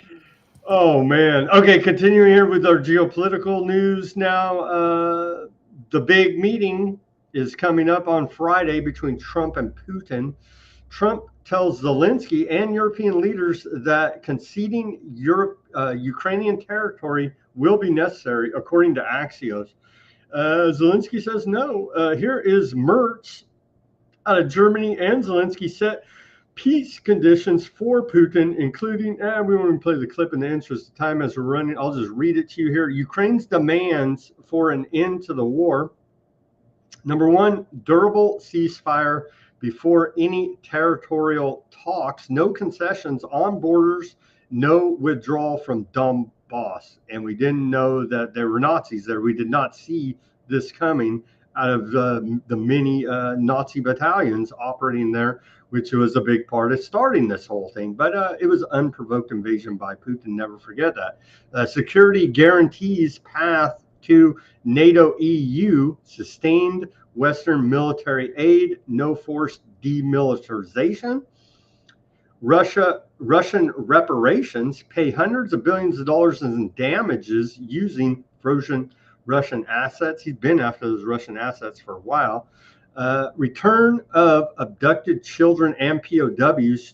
They claim 20,000 children taken, thousands of prisoners of war still held. They're constantly doing POW exchanges. No sanctions relief for Russia. Maintain and strengthen sanctions to prevent regrouping of Russia. And that's according to a report out of Politico. What do you think? I don't see Putin, the most evil man in the world, and Russia agreeing to these demands to end the war here now. Yeah, I don't, and you don't need to be a prophet or a psychic or to consult Palantir to figure that one out. So It's a bit obvious. For folks, for the viewers and listeners who are interested in a deeper dive into all of these things, I encourage you to follow Patrick Henningsen. Just this past Sunday Wire podcast, he covered that, as well as he was on ukcolumn.org today, and he did an excellent pre-game of what's about to happen in Alaska there, because that's where they're going to meet. But it's not going to go anywhere. It's just a spoiler alert. There will not be an end to the Ukraine conflict after this meeting, folks, anytime soon. Just I hate to ruin it for you. Because Putin's evil. Trump is preparing to offer Putin access to rare earth minerals, including lithium in Russian-occupied Ukraine and resources in Alaska as part of economic incentives to encourage an end to the Ukrainian war, according to a report out of the UK Telegraph. And then, of course, I saw other reports saying, well, of course, this is just fake news again. So what do you know? There's many conflicting... It's a nice graphic, though. It is, but there are many conflicting reports out there. Do you believe you can convince Putin to stop targeting civilians in Ukraine? Let's hear from Trump, asked today at his Kennedy Center show business entertainment operation. With Vladimir Putin Friday in Alaska, Yeah. do you believe you can convince him to stop targeting civilians in Ukraine? Well, I'll tell you what, I've had that conversation with him. I've had a lot of good conversations with him. Then I go home and I see that a rocket hit a nursing home or a rocket hit an apartment building and people are laying dead in the street. So I guess the answer to that is no, because I've had this conversation. Trump, with a little humility there, he claimed he would elect him and he'll end the war in 24 hours. And if he would have never been elected in the rigged election of 2020, the war would have never started. I can think of many ways to end a war, Sam. I mean, he could just stop Trump pulling could the just take out trigger. both sides. Yeah, screw both these guys. I'm out. Will Russia face any consequences if Vladimir Putin does not agree to stop the war? Yes, they will.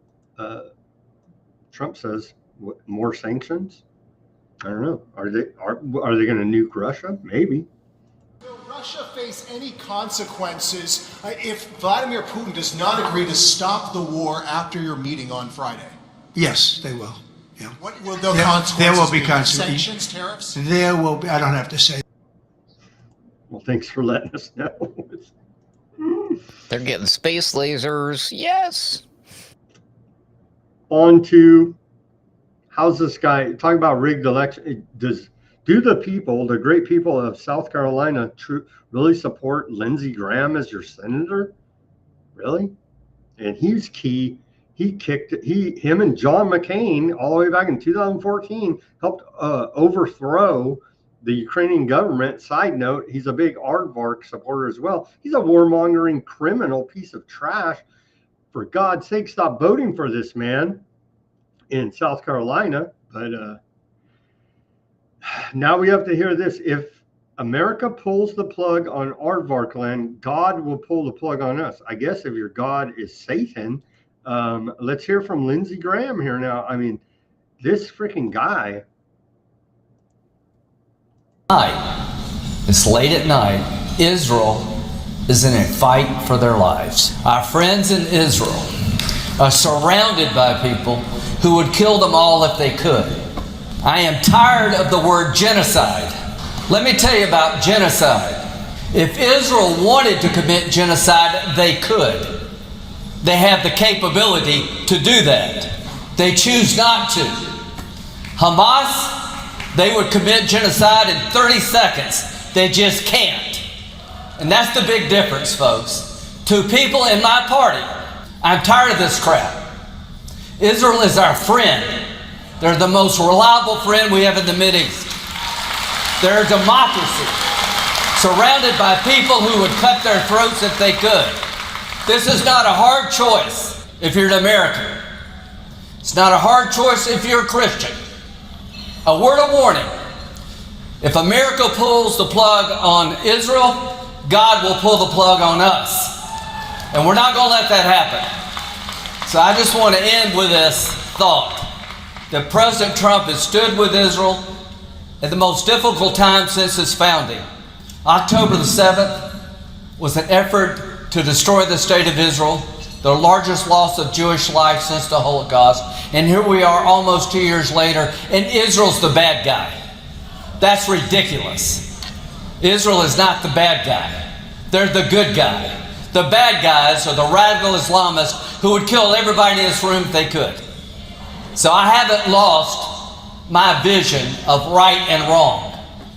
When it comes to foreign policy, President Trump has stood up for all the right things, and he stood up against wrong things, just like Reagan. Just like Reagan. God. Who believes this bullshit? I don't want to hear genocide anymore. Well, we read the definition. We continue to go over it. It is indeed genocide there, Mr. Senator Lindsey Graham.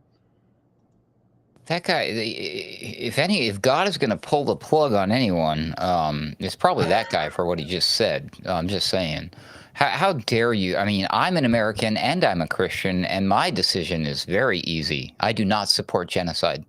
That wasn't hard. He was right. It's not hard. It's not a hard decision. He just unfortunately made the wrong decision, but it's not a hard decision. Here's with or without U.S. approval. It doesn't matter. And here's how the aardvarks talk on I-24 aardvark with our shadow president, Bibi. Aardvark PM Bibi, in an interview in Hebrew, we do have English subtitles, brags about how he defied America with impunity and dragged us into war after war. Let's hear this candid talk between aardvark brothers. אבל אני רוצה להגיד לך שבהחלטות, בסוף זרועות הביטחון, והמפקדים המכהנים, הם עושים מה שאנחנו אומרים, אבל הם לא תמיד מסכימים. הם לא הסכימו להיכנס, לא רצו להיכנס לרפיח, ואמרתי אנחנו נכנסים מול אמברגו אמריקני, של נשיא אמריקני. הם אמרו לא צריך לעשות את הביפרים, או לפחות צריך להגיד לממשל ביידן לפני, ואמרתי לא. אנחנו נכנסים ועושים את זה. אותו הדבר היה עם חיסול נסראללה. צריך להגיד לאמריקנים, פירוש דבר שזה לא יהיה, וזה היה דולף. ואמרתי לא. ואותו הדבר היה אחר כך לרוץ פנימה במהירות לסוריה. אמרו לו, מה צריך למהר? אמרתי, חובה למהר. הם היו מפתחים פצצות גרעין להשמיד את מדינת ישראל. לפחות פצצה אחת ואולי שתיים. ולכן היה חובה לעשות את זה. והיו בדרגים הגבוהים של הממסד הביטחוני שלנו, שאמרו, כן, זה בסדר, צריך כמובן, אבל צריך אישור מהאמריקנים. ואמרתי לא. אתה יכול להגיד אנחנו עושים את זה עם או בלי אישור, זה לא חשוב. לא אישור. אבל למזלנו, אמרתי, יש גם נשיא מאוד אוהד, אנחנו לא מבקשים אישור, ואני אעשה הכל כדי לגייס אותו. אבל עם או בלי הסכמה, אנחנו עושים את זה. וכשזה היה ברור שאנחנו עושים את זה, אני מאוד שמחתי שהידיד הענק הזה שיש לנו. נשאר להם מהאורניום המאושר לפי ביתם? נשאר להם, בוודאי, נשאר להם 400 קילו. כן, אבל זה לא נפגע. לא, וזה ידענו מראש שלא ייפגע, אבל זה תנאי הכרחי, אבל זה לא תנאי מספיק לייצר פצצות גרעין. יש הרבה גורמים שאתה צריך... לא בא לך לפעמים לגמור את העבודה שם? כן, אבל אני לא אכנס לפרטים של הדבר הזה. אנחנו עוקבים אחרי זה בשבע עיניים. ואנחנו עוקבים על זה בשבע עיניים יחד עם ידידינו האמריקנים. וזה עוד שינוי שחוללנו כאן. אני אמרתי לחברי הקבינט ולצה"ל, אמרתי, תראו, אנחנו הולכים בכל מקרה. עם האמריקנים, בלי האמריקנים. Cut off that foreign aid then. I mean, he said he'll do it with or without America, so cut that foreign aid right now. I like the part where he said, yo, we knew it wouldn't even do anything, but we did it anyway. What? What are you doing? I'm so confused. Human Rights Report out of the State Department of America here neglects to mention war crimes in Gaza. So our official history here in America is not even going to mention any of this in years to come. Maybe the rest of the world will. I don't know. But here's the report, 2024 country reports on human rights practices published yesterday. Here it is out of the State Department. We're not even going to go over it, but the link. I'll put the link in Weaponized News Substack for those that were interested. But it neglects to mention any war crimes going on there in Gaza, ethnic cleansing, and the genocide there. And so the State Department missed out on that one, apparently, as we continue to cover but the rest of the world, at least publicly here now, is turning against the aardvarks. Here's New Zealand's Prime Minister, Christopher Luxon, I guess how you pronounce it. Netanyahu has gone way too far. He has lost the plot. Let's hear this from this New Zealander. Chris Hipkins says that there's an unfolding genocide happening in Gaza. Do you agree with that term? Oh, I think what's happening in Gaza is utterly appalling. I think Netanyahu has gone way too far.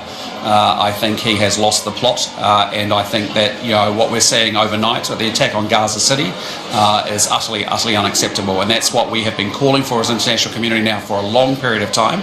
He is not listening to the international community, and that is unacceptable. Saying that he's lost the plot. That's some of the strongest. That's a strong language. You lost the plot, I guess so. Well, they're different over there on that side of the pond. Those were some strong words coming from that man right there.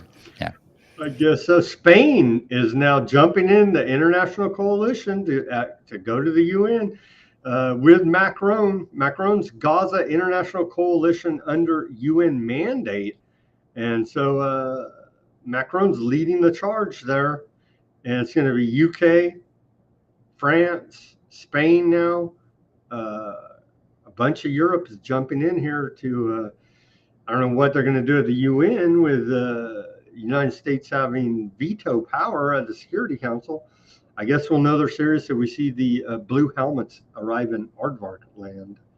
But a bunch of European nations jumping on the bandwagon. Here's the IDF spokesperson saying Al Jazeera, who they just killed all of their reporters in Gaza there, 5 of them, I believe, in a tent, but they were Hamas. Al Jazeera is Hamas. Surprisingly enough here, News Corp's, Rupert Murdoch's News Corp, Sky News presenter, pushes back and says, no, Al Jazeera is an international news organization. Let's watch this short clip. What the hell, they're all Hamas, right? This guy, he had a big old following. They whacked him a few days ago. Can I just stop you there? Just as a journalist, I would say that Al Jazeera do not say that they support terrorist Hamas. Al Jazeera is an international news organization, and it certainly doesn't support any particular side. Al Jazeera had reporters within Hamas, within Israel on October 7th with Hamas. Al Jazeera are broadcasting Hamas propaganda. Al Jazeera are working for Hamas when they have... Al Jazeera are using journalists inside Gaza because, like all the rest of the international media, Israel will not allow international journalists into Gaza. Can I just stop you there? Just as a... They're Hamas. You know what I mean? So I trust the IDF, don't you, Ruckus? I'm absolutely shocked that the media decided they recognized, oh crap, they're killing one of our own. Now we got I guess it's time to put on my big boy pants or whatever. Some self-preservation, yeah. Ridiculous. Yeah. Now you care. Now, like where were they? Like we still don't seem to care much about the starving children and all that stuff. But how dare you kill journalists? Because I happen to be a journalist and I take that very personally. I happen to be a human being, and I take all of this stuff very personally. It's wild to me. But I'm happy to see finally some action, at least. But I'm afraid it's probably too late. Plutonium is saying they're listening on 3 platforms. Well, thank you for giving us those views. We appreciate it. Okay, in the aardvarks have killed 70 Palestinians in attacks across Gaza since dawn today. So we'll just say in the last 24 hours. Among them, 26 aid seekers and 42 in Gaza City. And we'll get to the aid seekers. In the past 24 hours, according to the Gaza Health Ministry, they're Hamas too, as we know, 8 people, including 3 children, have died due to famine, malnutrition, bringing the death total due to famine and malnutrition up to 235, including 106 children. source Hamas, Al Jazeera, of course. There, Aardvark forces, or Aardvark finance minister, one of our favorite cartoon villains, old Smotrick there, he has approved the construction of 3,401 housing units there in the West Bank for a settlement in occupied Jerusalem, a plan that had been on freeze for 20 years.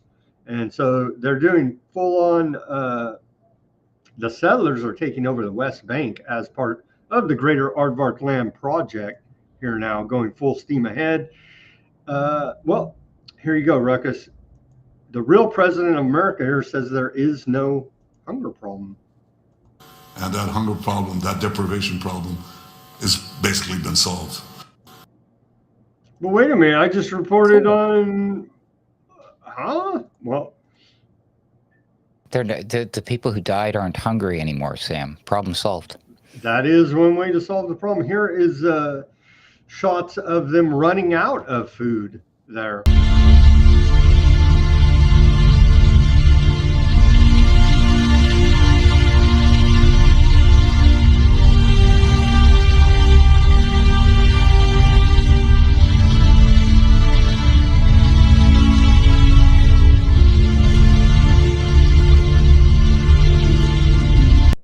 Wait a minute, my president Bibi just told me that the problem is solved there, the hunger problem. But that was propaganda. That was probably deep fake AI, Al Jazeera propaganda. There you go. Here's a report. How did we not see this coming? German defense supplier Rink is weighing shifting gearbox production to the United States to keep supplying Aardvark tanks after Berlin imposed a ban on exports that could be used in Gaza. Another one of these workarounds, kind of like those AI chips, another workaround here. And that's according to the Financial Times. And so, hey, we got to profiteer off this war one way or another, and we'll go ahead and ship it to the war profiteering capital of the world, America, and we'll keep supplying those gearboxes to Aardvark tanks here. At least until we need them for our own tanks, which are patrolling the streets alongside the National Guard. Oh, damn. We're getting there. We're getting there. Okay, so there was talk yesterday, or there's been talk the last couple of days. Don't you worry about those Palestinians. We found a home for them. We're going to ethnically cleanse them to South Sudan. Well, turns out South Sudan put out a statement about it, and it don't look like they're going along with the program.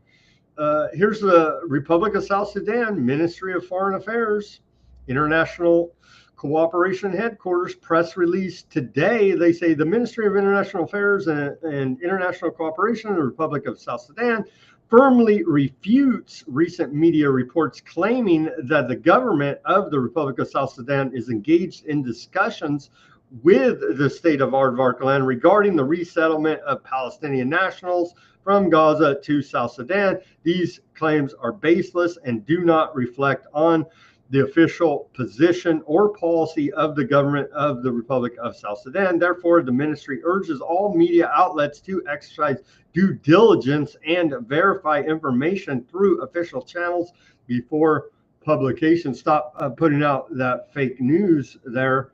But yeah, if you're terminated, then you're not hungry. And so I guess that's the reasoning they're going with there.